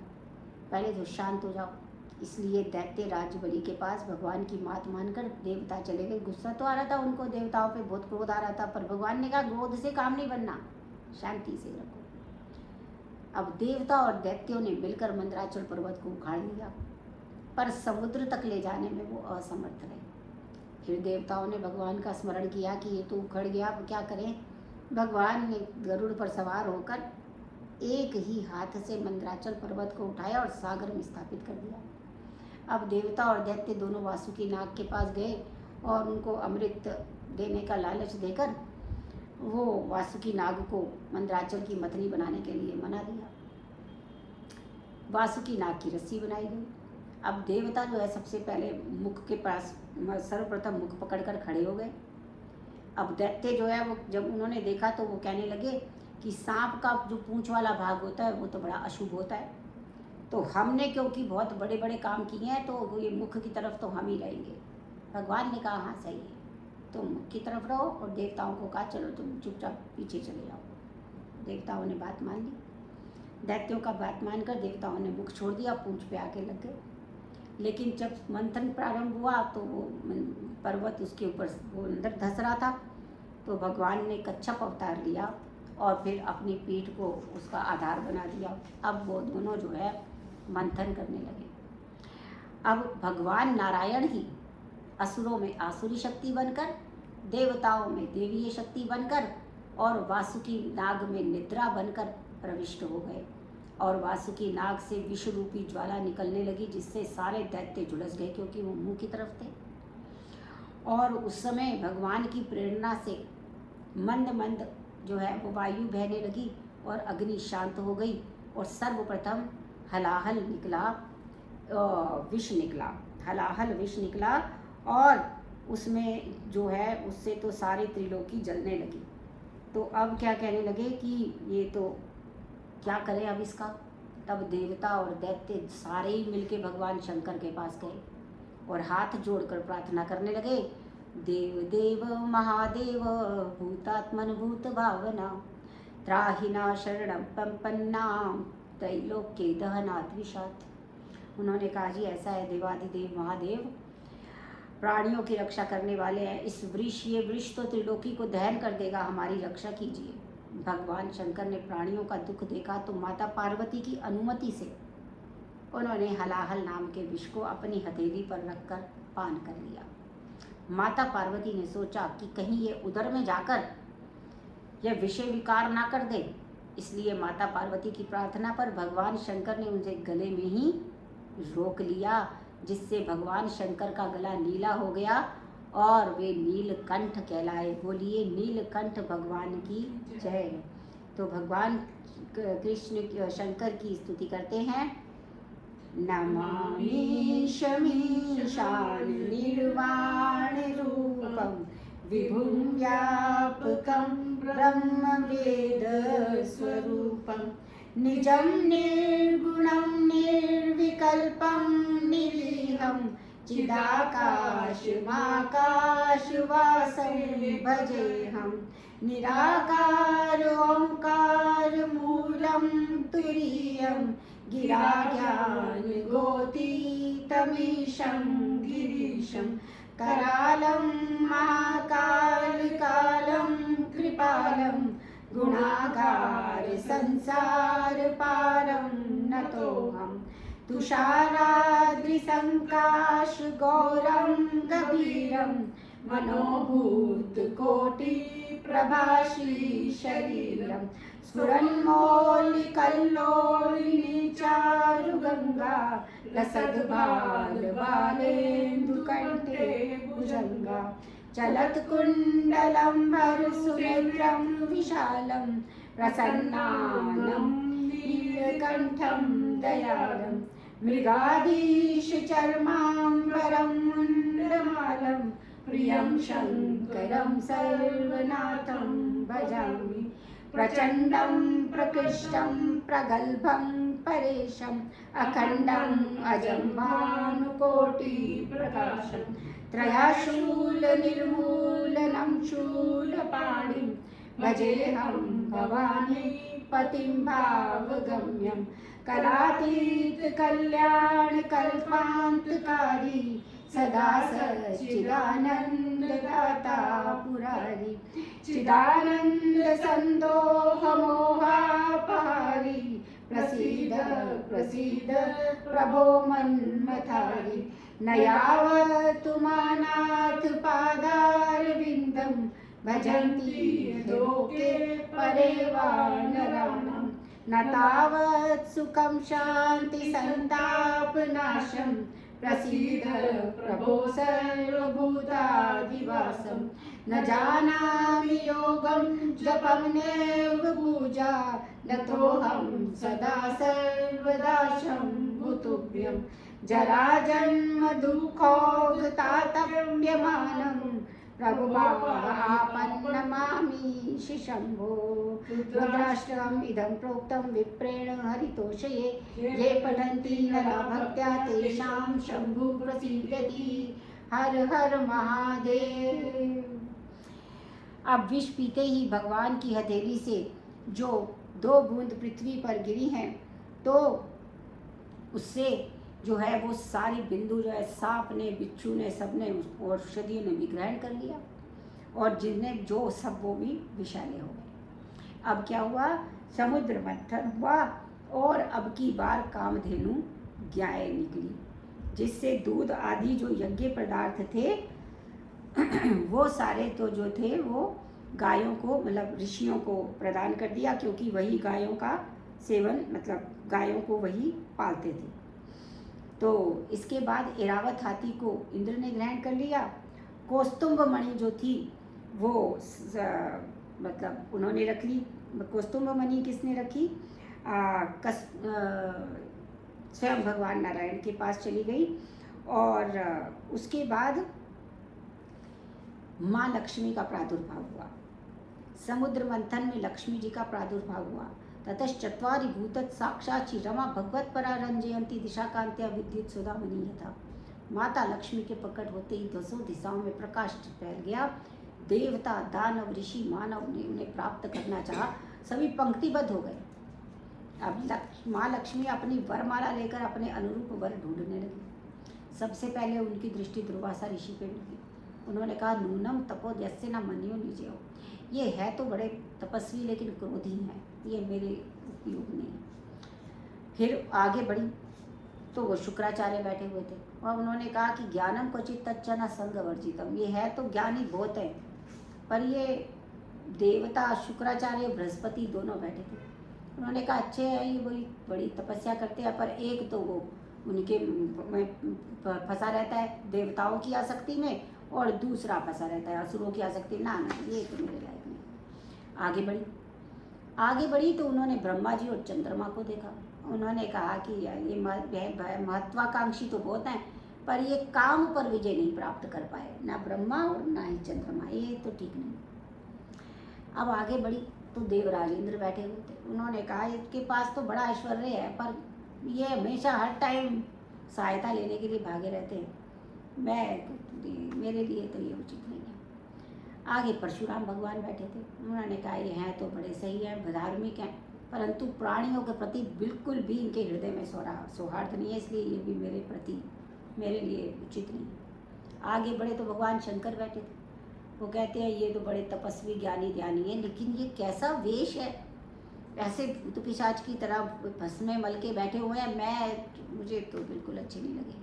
अब वो देखा, वो नारायण जो है वो पीताम्बरी पहन के पीठ करके बैठे हुए, उन्होंने लक्ष्मी की तरफ देखा भी नहीं। लक्ष्मी जी जाती हैं उनकी तरफ देखती हैं, उनको कोई वो देखते ही नहीं। तो धीरे से जाके उनकी आंखों की तरफ जब चेहरे से देखती हैं, हल्की सी झलक पाती हैं, तो नारायण अपना मुंह फेर लेते हैं। तो वो कहती हैं कि आप इतने सुंदर हैं कि मैं आपको देख के मोहित हो गई हूँ, तुम हमें देखो ना देखो, हम तुम्हें देखा करें। तो बोलिए, उन्होंने भगवान नारायण के उसमें जो है वो क्या डाल दिया, वरमाला डाल दी। और माता लक्ष्मी गुणों की खान भगवान नारायण में भी एक दोष निकाल लिया। उन्होंने कहा, सुमंगला कश्चन आकांक्षते ही माम, इतने सारे मंगलमय गुण निवास करते हैं परंतु ये मुझे चाहते ही नहीं है। ये कितनी बुरी बात है।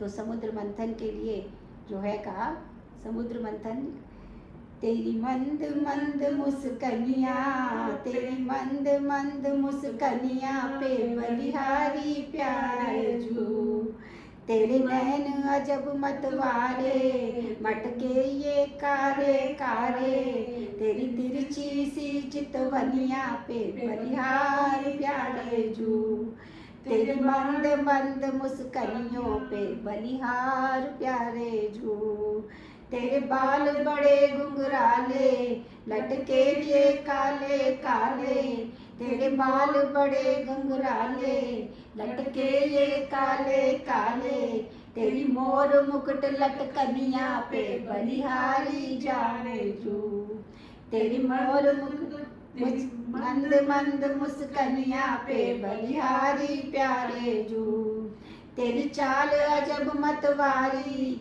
लगती है प्यारी प्यारी, तेरी चाल अजब मतवारी, लगती है प्यारी प्यारी, तेरी पायल की पैजनिया पे बलिहारी प्यारे जो, तेरी मंद मंद मुस्कनियों पे बलिहार प्यारे जो, तेरे संग में राधा प्यारी, लगती है सबसे न्यारी, तेरी संग में राधा प्यारी, लगती है सब में न्यारी, शिव युगल चरण पे जाऊं मैं बलिहार प्यारे जो, तेरी मंद मंद मुस्कनिया पे बलिहार प्यारे जो। बोलो श्री लक्ष्मी नारायण भगवान की जय। अब यहाँ पे क्या कहते हैं कि जो धनवान व्यक्ति होता है, इससे लक्ष्मी जी ने सब में दोष निकाले, इससे पता चलता है कि जो धनवान व्यक्ति होता है उसको कहीं ना कहीं सब जगह दोष ही दिखाई देते हैं, क्योंकि जो निर्धन होता है, जिसके पास कम संसाधन होते हैं, वो सदैव संतुष्ट रहता है, परंतु जिसके पास जितना अधिक धन होता है उसमें उतना अधिक मान होता है और उसको किसी में भी गुण दिखाई नहीं देते, सब में ही वो कोई ना कोई दोष निकाल लेता है, यहाँ तक कि भगवान में भी दोष निकाल लेता है। तो और फिर दूसरा कौन दोष निकालता है, एक जो धनवान हो और दूसरा जिसने नशा किया हो, नाशमिति नशा, अर्थात जिसके द्वारा कल्याण ना होता हो, जिससे नाश ही नाश होता हो, उसको नशा कहते हैं।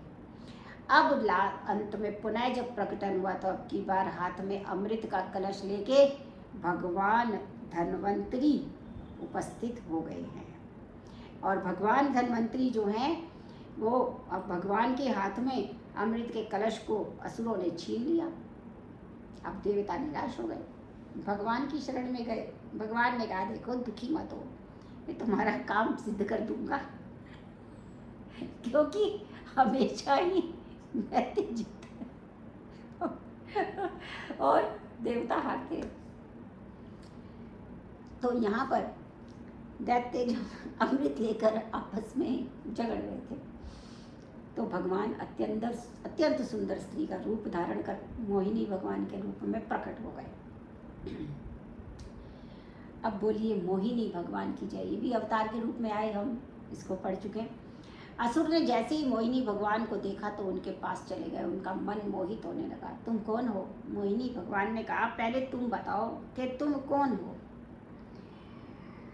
अब उन्होंने कहा, जी हम तो असुर हैं, हम अपने ऋषि कश्यप की संतान हैं, अमृत की प्राप्ति के लिए बड़ा भारी उद्योग किया है और इसी के लिए आपस में झगड़ा कर रहे हैं। तुम निष्पक्ष रूप से ये अमृत हमें बांट दो। अब मोहिनी कहती हैं, विश्वासम पंडितो जातु कामिनीषु न याति ही। उन्होंने कहा, देखो जो विद्वान लोग होते हैं वो स्वेच्छाचारिणी स्त्री पर कभी विश्वास नहीं करते, इसलिए तुम्हें भी मुझ पर विश्वास नहीं करना चाहिए। असुरों ने मोहिनी भगवान के न्यायोचित मधुर वाणी सुनी तो और मोहित हो गए। उन्होंने अमृत का कलश उन्हें पकड़ा दिया कि आप ही बांट दो। अब मोहिनी उनको मोहती होती सारे देवताओं में अमृत बांटने लगी। और यहाँ पर एक जो थे स्वर भानु नाम का एक दैत्य था, जिसको ये चाल समझ में आ गई। वो जाके चुपचाप सूर्य और चंद्रमा के बीच में जाके बैठ गया। और तभी देवताओं ने कहा, अरे ये दैत्य है, ये देवताओं का बन के बैठा हुआ है। तो उसी समय में भगवान ने अपना सुदर्शन चक्र का स्मरण किया और स्वर भानु का सिर धड़ से अलग कर दिया, परंतु अमृत का उससे स्पर्श हो गया था, इसलिए वो पूरा आधा कटा रह गया। वो राहु और केतु बन गए। अब ये जो राहु और केतु है, ये जब ग्रहण के समय में और जो सूर्य और चंद्र के ग्रहण के समय में ये उसके ऊपर कार्य करते हैं। तो इस प्रकार से दैत्यों ने जब देखा कि छल हुआ है, तो फिर से सूर्य चंद्रमा के, तो इसलिए अमावस्या और पूर्णिमा के दिन ये ग्रहण के रूप में सूर्य और चंद्रमा को ग्रसने के लिए पहुंचते हैं राहु केतु। दैत्यों ने जब देखा कि उनके साथ छल हो गया है, तो उनका बड़ा भारी संग्राम हुआ। दैत्य हाहाकार करने लगे। बलि के जो है वो मतलब पर ये सारे तो क्योंकि अमरता को प्राप्त हो गए थे, शक्ति संपन्न हो गए थे। और वो बलि के मृत शरीर को उठाकर गुरु शंकराचार्य के पास गए और गुरु शंकराचार्य ने मृत संजीवनी से बलि को पुनः जीवित कर दिया। ये देखकर अब ये जो मोहिनी है, उसको देखकर भगवान शंकर भी मोहित हो गए। जब भगवान शंकर ने सुना कि भगवान नारायण ने असुरों को मोहित करने के लिए मोहिनी रूप धारण किया है, तो वो नंदी पर बैठकर जो है वो सभी ने दर्शन किया। मुझे भी अपने मोहिनी के दर्शन करा दीजिए। भगवान जो है वो मुस्कुराने लगे। वो समझ गए, उन्होंने जो है भगवान नारायण अंतर ध्यान हो गए और चारों तरफ सुंदर सुंदर वन, सारी कलियां, सब कोयल बोल रही है, फूल पुष्प सब उद्यान महक रहा है। एकदम ऐसा कामुक दृश्य उत्पन्न हो गया। और वहाँ पर एक सुंदर स्त्री जो है वो कंदुक से गेंद से खेल रही है। भगवान शंकर इतने मोहित हुए, वो स्त्री के पीछे पीछे दौड़ रहे हैं, वो कंदुक लेके इस तरह से।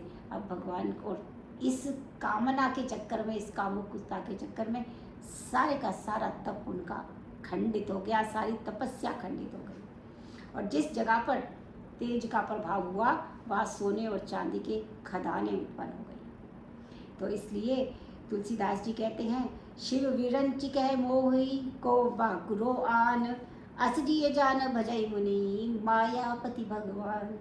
भगवान नारायण ने जब देखा कि शंकर जी मोहित हो गए, तो उन्होंने अपने मोहिनी रूप को छुपा लिया और भगवान शंकर फिर आए, शांति को प्राप्त हुए। और भगवान शंकर ने देखा, अरे वो तो पहले की तरह ही भगवान नारायण के समीप बैठे हुए हैं। तब उनकी माया को प्रणाम किया भगवान शंकर ने और आज्ञा लेकर कैलाश पे आ गए। और इस प्रकार परीक्षित 8वें मनु सावर्णी होंगे, 9वें दश सावर्णी, 10वें ब्रह्म सावर्णी, 11वें धर्म सावर्णी, 12वें रुद्र सावर्णी और 13वें देव सावर्णी और 14वें मनु इंद्र सावर्णी। इस प्रकार से अब राजा परीक्षित शुकदेव जी पूछते हैं कि गुरुदेव मृत संजीवनी विद्या से पुनर्जीवित होकर दैत्य राज बलि ने क्या किया। श्री सुखदेव जी कहते हैं, परीक्षित, गुरु शंकराचार्य ने मृत संजीवनी विद्या से बलि को जीवित तो कर दिया, और ये बलि जो थे वो शुक्राचार्य की तन मन धन से सेवा करने लगे। शुक्राचार्य जो है प्रसन्न होकर गुरुदेव शुक्राचार्य विश्व रजित यज्ञ करवाया। इस यज्ञ में सोने से मड़ा हुआ दिव्य रथ निकला, दिव्य घोड़े, अक्षय तरकस धनुष प्रकट हुए। प्रहलाद ने बलि को कभी ना कुम्हलाने वाली पुष्प की माला प्रदान की। दैत्य गुरु शंकराचार्य ने शंख प्रदान किया। ब्राह्मणों ने स्वस्ति वाचन किया। दैत्य राज बलि ने ब्राह्मणों को प्रणाम किया, शुक्रदेव को प्रणाम किया और इंद्र की अमरावती पर चढ़ाई कर दी और अपना दिव्य शंख बजाया। उस शंख की ध्वनि से देवताओं के हृदय तो कांपने लग गए। उन्होंने दैत्यराज बलि के तेज को देखा तो वहां से भाग गए, ज्यादा छुप गए। दैत्य गुरु शुक्राचार्य बलि से 100 अश्वमेघ यज्ञ कराया, जिससे बलि की ख्याति चारों दिशाओं में फैल गई। देव पिता अदिति ने अपनी दुखी पुत्रों को देखा तो महर्षि कश्यप से प्रार्थना की, प्रभु ऐसी कृपा कीजिए कि देवताओं को उनका जो राज है वो पुनः प्राप्त हो जाए। महर्षि कश्यप ने अदिति को पयोव्रत की विधि बताई। फाल्गुन मास्यामले पक्षे द्वादशाम पयोव्रता अर्चेदरा विंदाक्षम भक्त्या परमायता। देवी, फागुन मास के शुक्ल पक्ष में मात्र दुग्ध पान कर 12 दिनों तक यह व्रत किया जाता है। अमावस्या को किसी पवित्र तीर्थ में जाकर स्नान करें। षोडश उपचार से द्वादशाक्षर मंत्र के द्वारा भगवान श्री हरि की पूजा करें। सामा की खीर बनाएं, उसी का भोग लगाएं और हवन करें। कम से कम 2 ब्राह्मणों को भोजन कराएं। ब्रह्मचर्य का पालन करें। पृथ्वी पर शयन करें। तीनों समय स्नान करें, झूठ ना बोलें। जब व्रत पूरा हो जाए तो 13वें दिन भगवान का अभिषेक करें, हवन कराएं और कम से कम 12 ब्राह्मण को भोजन कराएं। देवी, इस व्रत को करने से भगवान हरि तुम पर प्रसन्न हो जाएंगे और तुम्हारी अभिलाषा पूरी करेंगे। महर्षि कश्यप के इस प्रकार उपदेश देने पर फागुन मास से उन्होंने अपना अनुष्ठान प्रारंभ किया। व्रत पूर्ण होने पर भगवान नारायण प्रकट हो गए। माता अदिति ने भगवान नारायण के चरणों में प्रणाम किया। भगवान ने कहा, माता, मैं आपकी अभिलाषा जानता हूँ। आप चाहती हैं कि मैं आपके पुत्रों का राज्य पुनः प्राप्त करवा दूँ। इस समय माता, असुरों को इस समय युद्ध में पराजित नहीं किया जा सकता, इसलिए मैं तुम्हारे पुत्र के रूप में अवतार लूँगा और तुम्हारे पुत्रों की रक्षा करूँगा। ऐसा कहकर भगवान अंतर्ध्यान हो गए। अब भाद्रपद मास की शुक्ल पक्ष की द्वादशी तिथि को अभिजीत मुहूर्त में माता अदिति के गर्भ से वामन भगवान ने अवतार लिया। बोलिए वामन भगवान की जय। अनेक उनके अवतार के समय शंख, दुंदुभी, ढोल, नगाड़े सब बजे, पर वामन इतने छोटे थे, अंगुल का छोटा सा रूप था। महर्षि कश्यप ने उनका जात कर्म संस्कार किया। समय आने पर उपनयन संस्कार किया। गायत्री, अधिष्ठात्री, सावित्री सब मंत्रों से किया। बृहस्पति ने यज्ञोपवीत, कश्यप ने मेखला, पृथ्वी ने कृष्ण मृगचर्म, चंद्रमा ने पलाश का डंडा दिया, माता अदिति ने कौपीन दी, ब्रह्मा जी ने कमंडल दिया, यक्षराज कुबेर ने भिक्षा का पात्र दिया और जगत माता उमा ने भिक्षा प्रदान की। वामन भगवान वहाँ से नर्मदा के उत्तर में भृगुकच्छ नामक देश में पहुँचे। उस समय जो आज के समय में भरूच गुजरात के नाम से जाना जाता है, वहाँ दैत्यराज बलि का यज्ञ हो रहा था। वहाँ पहुँचे, जैसे ही ऋत्युजों ने और दैत्यराज बलि ने वामन भगवान को देखा, अपने आसन से खड़े हो गए। बलि ने वामन भगवान का स्वागत किया और उनका पूजन किया और हाथ जोड़कर कहा, स्वागतम ते नमस्तुभ्यं ब्रह्मणिकं करवामते ब्रह्म ऋषीणाम तपा साक्षात मन्ये त्वार्य वपुर्धरम। प्रभु, आपको देखकर ऐसा प्रतीत हो रहा है कि ब्रह्म ऋषियों की तपस्या मूर्तिमान होकर मेरे सामने आ गई। मैं आपको नमस्कार करता हूँ, आपका स्वागत है। आपके कारण हमारे पितर आज तृप्त हो गए हैं, हमारा कुल पवित्र हो गया, हमारा यज्ञ सफल हो गया। प्रभु, आपको गाय चाहिए तो गाय देता हूँ, सोना चाहिए सोना देता हूँ, घर देता हूँ, राज्य देता हूँ और छोटी सी ब्राह्मण कन्या से विवाह भी करा देता हूँ। भगवान बोले, भगवान ने कहा, विवाह के बाद संतान भी होगी? तो बलि ने कहा, हाँ। बोले भगवान बोले संतान को, वो कहा कि हाँ। भगवान फिर बोलने लगे, अच्छा फिर संतान को कष्ट भी होगा, फिर संतान को रोना पड़ेगा? कहा, बलि ने कहा, हाँ रोना भी पड़ेगा। तो वामन भगवान ने कहा, नहीं नहीं, मुझे विवाह नहीं करना। बलि ने कहा, कुछ और मांग लीजिए। वामन भगवान बलि की प्रशंसा करते हुए कहते हैं कि राजन, तुम्हारा कथन तुम्हारे कुल परंपरा के अनुकूल धर्म से युक्त है।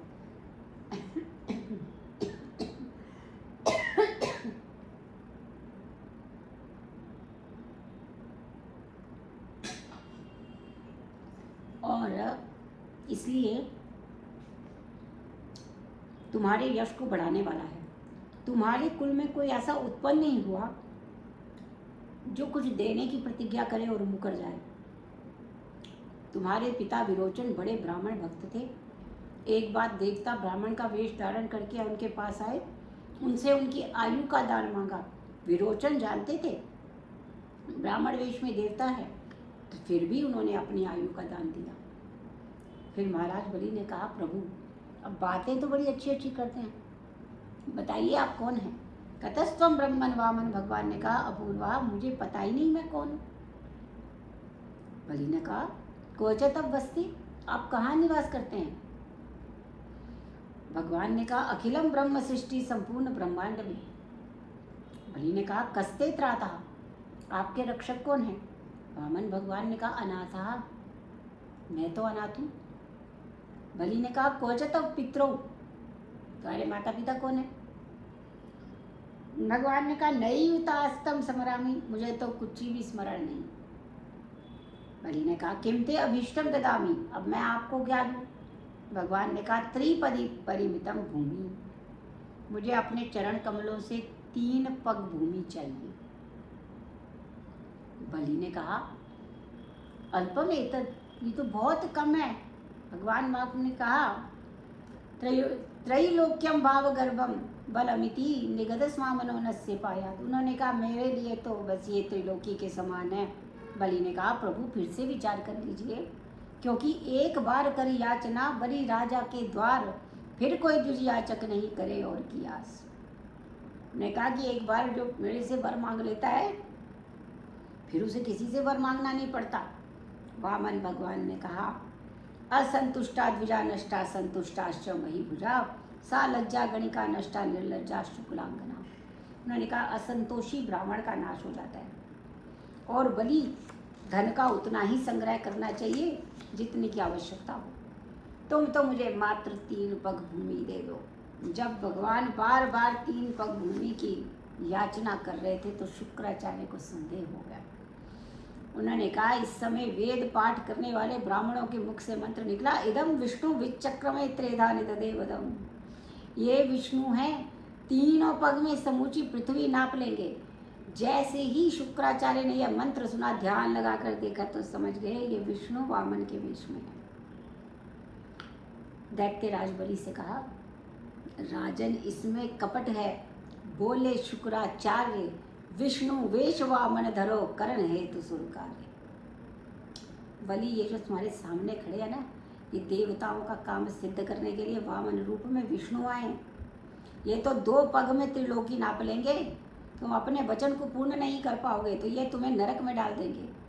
तो यदि तू सोचता है तू प्रतिज्ञा पूरी कर चुका हो तो इससे पीछे कैसे हटूं, तो शस्त्र में 8 स्थान बताए हैं, वहां झूठ बोलने से पाप नहीं लगता। स्त्रीषु नर्म विवाहे च वर्त्यर्थे प्राण संकटे गृह ब्राह्मणार्थे हिंसायाम नानृतम स्याजुगुप्सितम, यानी स्त्रियों को प्रसन्न करने के लिए झूठ बोला जा सकता है, हास परिहास में बोल सकते हैं, विवाह में कन्या की प्रशंसा करते हुए बोल सकते हैं, अपनी आजीविका की रक्षा के लिए बोल सकते हैं, अपने प्राण संकट में हो तो बोल सकते हैं, गाय की रक्षा के लिए बोल सकते हैं, ब्राह्मण की रक्षा के लिए बोल सकते हैं, और 8वां किसी को मृत्यु से बचाने के लिए झूठ बोलना पड़े तो वो पाप नहीं होता। राज बलि ने कहा आपका तो गुरु जी कहते सत्य है, परंतु ना ही असत्यात परो धर्म अधर्म इति होवाच भूरियम सर्वम सोड़ुमलम मन्ये ऋते दीक परम नरम। असत्य से बड़ा कोई अधर्म नहीं है। पृथ्वी सब कुछ सहन कर सकती है पर झूठे व्यक्ति को भार सहन नहीं करती। सत्यम धर्म सब धर्म नहीं, नहीं असत संपाप। सत्य से बड़ा कोई धर्म नहीं है और असत्य से बड़ा कोई पाप नहीं है। नहीं असत्य समपातक पुंजा। गुरुदेव मैं नरक में जाने से, धर्म के नाश होने से, राज्य के नष्ट होने से भी नहीं डरता जितना ब्राह्मण से प्रतिज्ञा करके उसे पूरा ना करने से डरता हूँ। गुरुदेव जिन भगवान नारायण की यज्ञों के द्वारा आप आराधना करते हैं, जो जगत के पालन करने वाले हैं, यदि वो मेरे द्वार से भिक्षा मांगने आए हैं तो मैं अपनी प्रतिज्ञा से पीछे कैसे हट सकता हूँ। गुरुदेव गुरु तो वो है जो शिष्य को हाथ पकड़कर गोविंद के हाथ में दे दे। गुरु वह नहीं है जो कहे कि आए हुए गोविंद भगाओ, मेरी फोटो लॉकेट पे लगाओ। वो गुरु नहीं है। वो क्या कहते हैं, वो गोविंद के पास ले जाने वाला वही गुरु है। ऐसे गुरु तो कलयुग में होंगे। बलि ने जब इस प्रकार कहा तो शुक्राचार्य जी को क्रोध आ गया। उन्होंने कहा पांडितों की तरह बात, दृढ़ पंडित माने यज्ञ स्तब्धो असे उपदेक्षिया मच्छा सनाति को यस्थो मच्चिरात भ्रश्य से। उन्होंने कहा कि तुमने मेरे को बड़ा पंडित मान रहा है, मेरी आज्ञा का तुमने उपेक्षा की, इसलिए मैं तुम्हें श्राप देता हूँ कि शीघ्र ही तुम अपने सारे ऐश्वर्य से हाथ धो बैठो। गुरुदेव पर इस प्रकार श्राप देने पर भी बलि अपनी प्रतिज्ञा से नहीं डिगे। अपनी पत्नी से स्वर्ण के पात्र में जल मंगवाया, वामन भगवान के पाद प्रक्षालन किए, हाथ में संकल्प किया। जल लेने के समय सूक्ष्म रूप धारण करके शुक्राचार्य भी जल पात्र की टोटी में घुस गए। वामन भगवान समझ गए, उन्होंने एक कुशा उठाई, जल पात्र की टोटी में डाली, जिससे शुक्राचार्य जी की एक आंख फूट गई। कुशाग्र भिन्न क्षुणुते ताक्षो पात्राद वही गतो मणि संप्राप्त रंगक्षु वैकल्यम सद्य दानस्य वारणवता। जो दूसरों को दान देने से रुकता है उसकी यही गति होती है। बलि ने हाथ में जल लिया, 3 पग भूमि का संकल्प लिया। जैसे ही संकल्प पूरा हुआ, वामन भगवान का शरीर बढ़ने लगा। एक पग में उन्होंने नीचे के 7 लोकों को नाप दिया, दूसरे पग में उन्होंने ऊपर के 7 लोकों को नाप लिया। अब भगवान का चरण सत्य लोक पहुंचा तो ब्रह्मा जी ने पाद प्रक्षालन किया और उस जल को अपने कमंडल में रख लिया। कालांतर में वही गंगा के रूप में परिणित हुई। अब भगवान त्रिलोकी को नाप रहे थे तो उस समय ऋक्षराज जांबवान ने मन के वेग से उनकी 3 परिक्रमा कर डाली और भेरी बजाकर विजय की घोषणा कर दी। वामन भगवान ने कहा बलि से, मैंने तो 2 ही पग में त्रिलोकी नाप ली, अब तीसरा पग कहाँ रखूं? यदि तुम अपना तीसरा पग पूरा करो, यदि तुम अपनी प्रतिज्ञा पूरा करना चाहते हो तो, नहीं तो तुम्हें नरक में जाना पड़ेगा। बलि ने कहा प्रभु, संपत्ति को तो आपने अपना लिया, अब इस दास को भी अपना लीजिए। पदम तृत्यम कुरु शीर्षनि में निजम, यह तीसरा पग मेरे सिर पे रख दीजिए। वामन भगवान बलि के इस प्रकार के भाव से रीझ गए। बलि, मैं तुम्हें सुतल लोक का राज्य देता हूँ, अगले सावर्णी मंत्र में तुम इंद्र बनोगे। बलि ने कहा प्रभु, जिसे एक बार आप अपना बना लेते हैं फिर उसे छोड़ते नहीं, इसलिए मैं आपसे दूर नहीं रह सकता। वामन भगवान ने कहा बलि, सुतल लोक में मैं तुम्हारा द्वारपाल बनकर तुम्हारी रक्षा करूँगा। मत्स्य अवतार में राजा परीक्षित पूछते हैं, गुरुदेव मैंने सुना है भगवान ने मत्स्य अवतार लिया था, इस अवतार का क्या प्रयोजन था? श्री सुखदेव जी कहते, परीक्षित, जब नैमित्तिक प्रलय आने वाली थी उस समय राजा सत्यव्रत कृतमाला नदी के तट पर तपस्या कर रहे थे। एक दिन वह सूर्य को अर्घ्य दे रहे थे। उस समय उनकी अंजलि में एक छोटी सी मछली आ गई और वो उस मछली को जैसे ही जल में छोड़ने लगे, मछली बोल उठी, महाराज इस जलाशय में बड़े बड़े जंतु हैं तो मुझे खा जाएंगे, आप मेरी रक्षा कीजिए। मछली ने जब इस प्रकार कहा तो राजा सत्यव्रत कमंडल में जल लेकर अपने आश्रम में ले गए। कुछ ही क्षणों में वो मछली इतनी बड़ी हो गई, कमंडल छोटा पड़ गया। अब सत्यव्रत ने उसे मटके में रखा, जलाशय में रखा, मछली उतनी बड़ी हो जाती, जल कम पड़ जाता। राजा सत्यव्रत उसे समुद्र के जल में डालने के लिए गए। मछली पुनः बोल उठी, यहाँ पे तो बड़े बड़े मगरमच्छ है तो मुझे निगल जाएंगे, इसलिए मुझे आप मत छोड़ो। राजा सत्यव्रत ने कहा, प्रभु अपनी माया से मोहित करने वाले आप कौन हैं? मैंने आज तक ऐसा कोई जलचर प्राणी जीव नहीं देखा जिसने इतनी जल्दी इतना बड़ा रूप धारण कर लिया हो। मैं आपको प्रणाम करता हूँ। इस समय भगवान नारायण प्रकट हो गए। राजन, आज से 7वें दिन समुद्र इस पृथ्वी को डुबो देगा। उस समय तुम्हारे सामने एक नौका आएगी, उस नौका में तुम समस्त धान्य औषधियाँ सबको साथ लेकर, सप्त ऋषियों को साथ लेकर बैठ जाना और तब ब्रह्मा जी की रात्रि रहेगी, तब तक प्रलय काल के जल में मैं तुम्हें खींचता रहूँगा। ऐसा कह के भगवान श्री हरि अंतर ध्यान हो गए। ठीक 7वें दिन समुद्र अपनी मर्यादा का उल्लंघन कर पृथ्वी को डुबोने लगा। मूसलाधार बारिश होने लगी और उसी समय राजा सत्यव्रत के पास एक नौका आई। राजा सत्यव्रत समस्त धान्य औषधियों को लेकर, सप्त ऋषियों को लेकर उसमें बैठ गए और इसी समय भगवान मत्स्य प्रकट हो गए। बोलिए मत्स्य भगवान की जय। राजा सत्यव्रत ने मत्स्य भगवान से तो प्रश्न पूछे, वह मत्स्य पुराण में प्रचलित है। जब तक प्रलयकालीन जल रहा तब तक भगवान नौका को खींचते रहे। अब 9वें स्कंद में ईशानु कथा कहते हैं, ईशस्य भगवता कथा यद न्याययाम भक्तानाम च कथा ईशानु कथा। जहाँ भगवान और भगवान के प्रिय भक्तों की कथाओं का वर्णन किया गया हो उसे ईशानु कथा कहते हैं। नवम स्कंद का नाम भी ईशान। राजा परीक्षित सुखदेव से प्रश्न पूछते हैं कि राज ऋषि सत्यव्रत तो इस कल्प में वैवस्वत मनु हुए, आप उनके पवित्र वंश का वर्णन कीजिए। श्री सुखदेव जी ने कहा, श्रूयताम मानवो वंशा प्राचुर्येण परम तपा, न शक्यते विस्तरतो वक्तुम वर्षशतैरपि। परीक्षित, मैं तुम्हें संक्षेप में मनुवंश का वर्णन सुनाता हूँ, क्योंकि सैकड़ों वर्षों में भी मनुवंश का वर्णन विस्तार पूर्वक नहीं हो सकता। समस्त प्राणियों की आत्मा भगवान नारायण की नाभि कमल से ब्रह्मा जी की उत्पत्ति हुई। ब्रह्मा जी का प्रादुर्भाव हुआ और ब्रह्मा जी के मन से मारीच के पुत्र कश्यप से उनकी पत्नी अदिति के द्वारा विवस्वान सूर्य नारायण भगवान का जन्म हुआ। यही श्राद्ध देव विवस्वान के पुत्र होने के कारण वैवस्वत मनु कहलाए। जब वैवस्वत मनु की कोई संतान नहीं थी तो उन्होंने वशिष्ठ ऋषि से प्रार्थना की। वशिष्ठ जी ने पुत्र प्राप्ति के लिए मित्रा वरुण का यज्ञ कराया। मनु की धर्मपत्नी श्रद्धा देवी चाहती थी कि मुझे कन्या हो, इसलिए उन्होंने ब्राह्मणों को बहुत सी दक्षिणा दी। बाद में पुत्री का संकल्प कराया, जिससे समय आने पर उनकी एक कन्या उत्पन्न हुई। मनु ने जब उस कन्या को देखा तो खिन्न हो गए, दुखी हो गए। मुनि वशिष्ठ से कहा, यज्ञ तो पुत्र प्राप्ति के लिए किया गया था, फिर ये कन्या कैसे हो गई? ऋषि वशिष्ठ ने ध्यान लगाकर देखा, समझ गए किस कारण पुत्री हुई और कहा, संकल्प की विपरीतता के कारण पुत्री हुई है, परंतु तुम दुखी मत हो, अपने तपोबल से मैं इसे पुत्र बना दूंगा। भगवान नारायण की आराधना की, जिससे वह पुत्री सुद्युम्न नामक पुत्र के रूप में परिणित हुई। और जब यह सुद्युम्न बड़ा हुआ, शिकार खेलने वन में गया तो उत्तर की ओर इलावृत खंड में प्रवेश कर गया।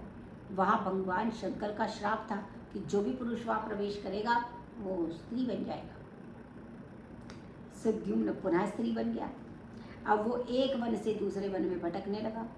इसी समय चंद्रमा के पुत्र बुद्ध की दृष्टि उस पर पड़ी। दोनों ने एक दूसरे को देखा तो मोहित हो गए, आपस में विवाह कर लिया, जिससे पुरुरवा नाम का एक पुत्र हुआ। सुद्युम्न एक बार दुखी होकर ऋषि वशिष्ठ का स्मरण किया। ऋषि वशिष्ठ ने सुद्युम्न की ऐसी दुर्दशा देखी तो भगवान शंकर की प्रार्थना की। भगवान शंकर प्रसन्न हो गए और वशिष्ठ जी ने भगवान से कहा कि इसको पुनः पुरुषत्व प्रदान कर दो। भगवान शंकर ने कहा, ये 1 महीने पुरुष रहेगा और 1 महीने स्त्री रहेगा। पुरुषत्व को प्राप्त कर सुद्युम्न नगर में लौट आया, परंतु प्रजाजन उनका आदर नहीं करते थे, जिससे यह राज्य छोड़कर वन में चला गया। यहाँ संतान के न रहने पर वैवस्वत मनु ने भगवान नारायण की आराधना की, जिससे इक्ष्वाकु, नगशयाति, दिष्ट, धृष्ट, करुष्णारी, श्यंतर, पुषत, नभग और कवि नामक 10 पुत्र हो गए। तो राजकुमार प्रभद्र ऋषि वशिष्ठ के यहाँ गायों की सेवा करने लगे। एक दिन रात्रि में एक सिंह ने गायों पर आक्रमण कर दिया।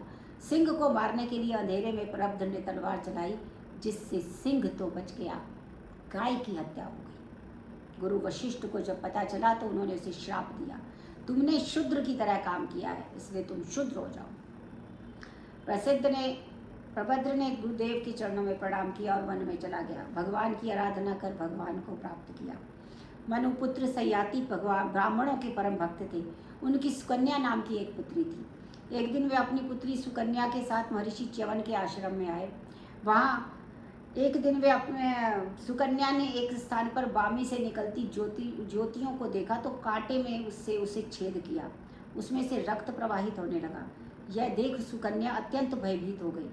यहाँ राजा के सैनिकों का मल मूत्र रुक गया। यह देख राजा शयाति ने कहा, निश्चित ही किसी ने महर्षि च्यवन का अपराध किया है। सुकन्या डरते हुए अपने पिताजी से कहा, पिताजी, मैंने अनजाने में बामी से आती 2 ज्योतियों को निकलते हुए देखा तो उसे कांटे से छेद दिया, जिससे वहाँ से रक्त प्रवाहित होने लगा। शयाति ने जब यह सुना तो वह डर गए। महर्षि च्यवन की स्तुति की और च्यवन की सेवा में अपनी पुत्री सुकन्या का विवाह उनसे करा दिया। सुकन्या अत्यंत क्रोधी च्यवन मुनि की बड़ी सावधानी से सेवा करने लगी, जिससे च्यवन मुनि प्रसन्न हो गए और एक दिन उनके आश्रम में अश्विनी कुमार पधारे। च्यवन मुनि ने कहा, अश्विनी कुमारों, तब मुझे यौवनत्व प्रदान कर दो, मैं तुम्हें बदले में देवत्व प्रदान करूंगा। अश्विनी कुमारों ने सिद्ध कुंड का निर्माण किया, च्यवन मुनि को साथ लेकर उसमें प्रवेश किया और च्यवन मुनि पुनः जो है वो युवा हो गए। 16 वर्षीय पुरुष के समान उनका शरीर हो गया।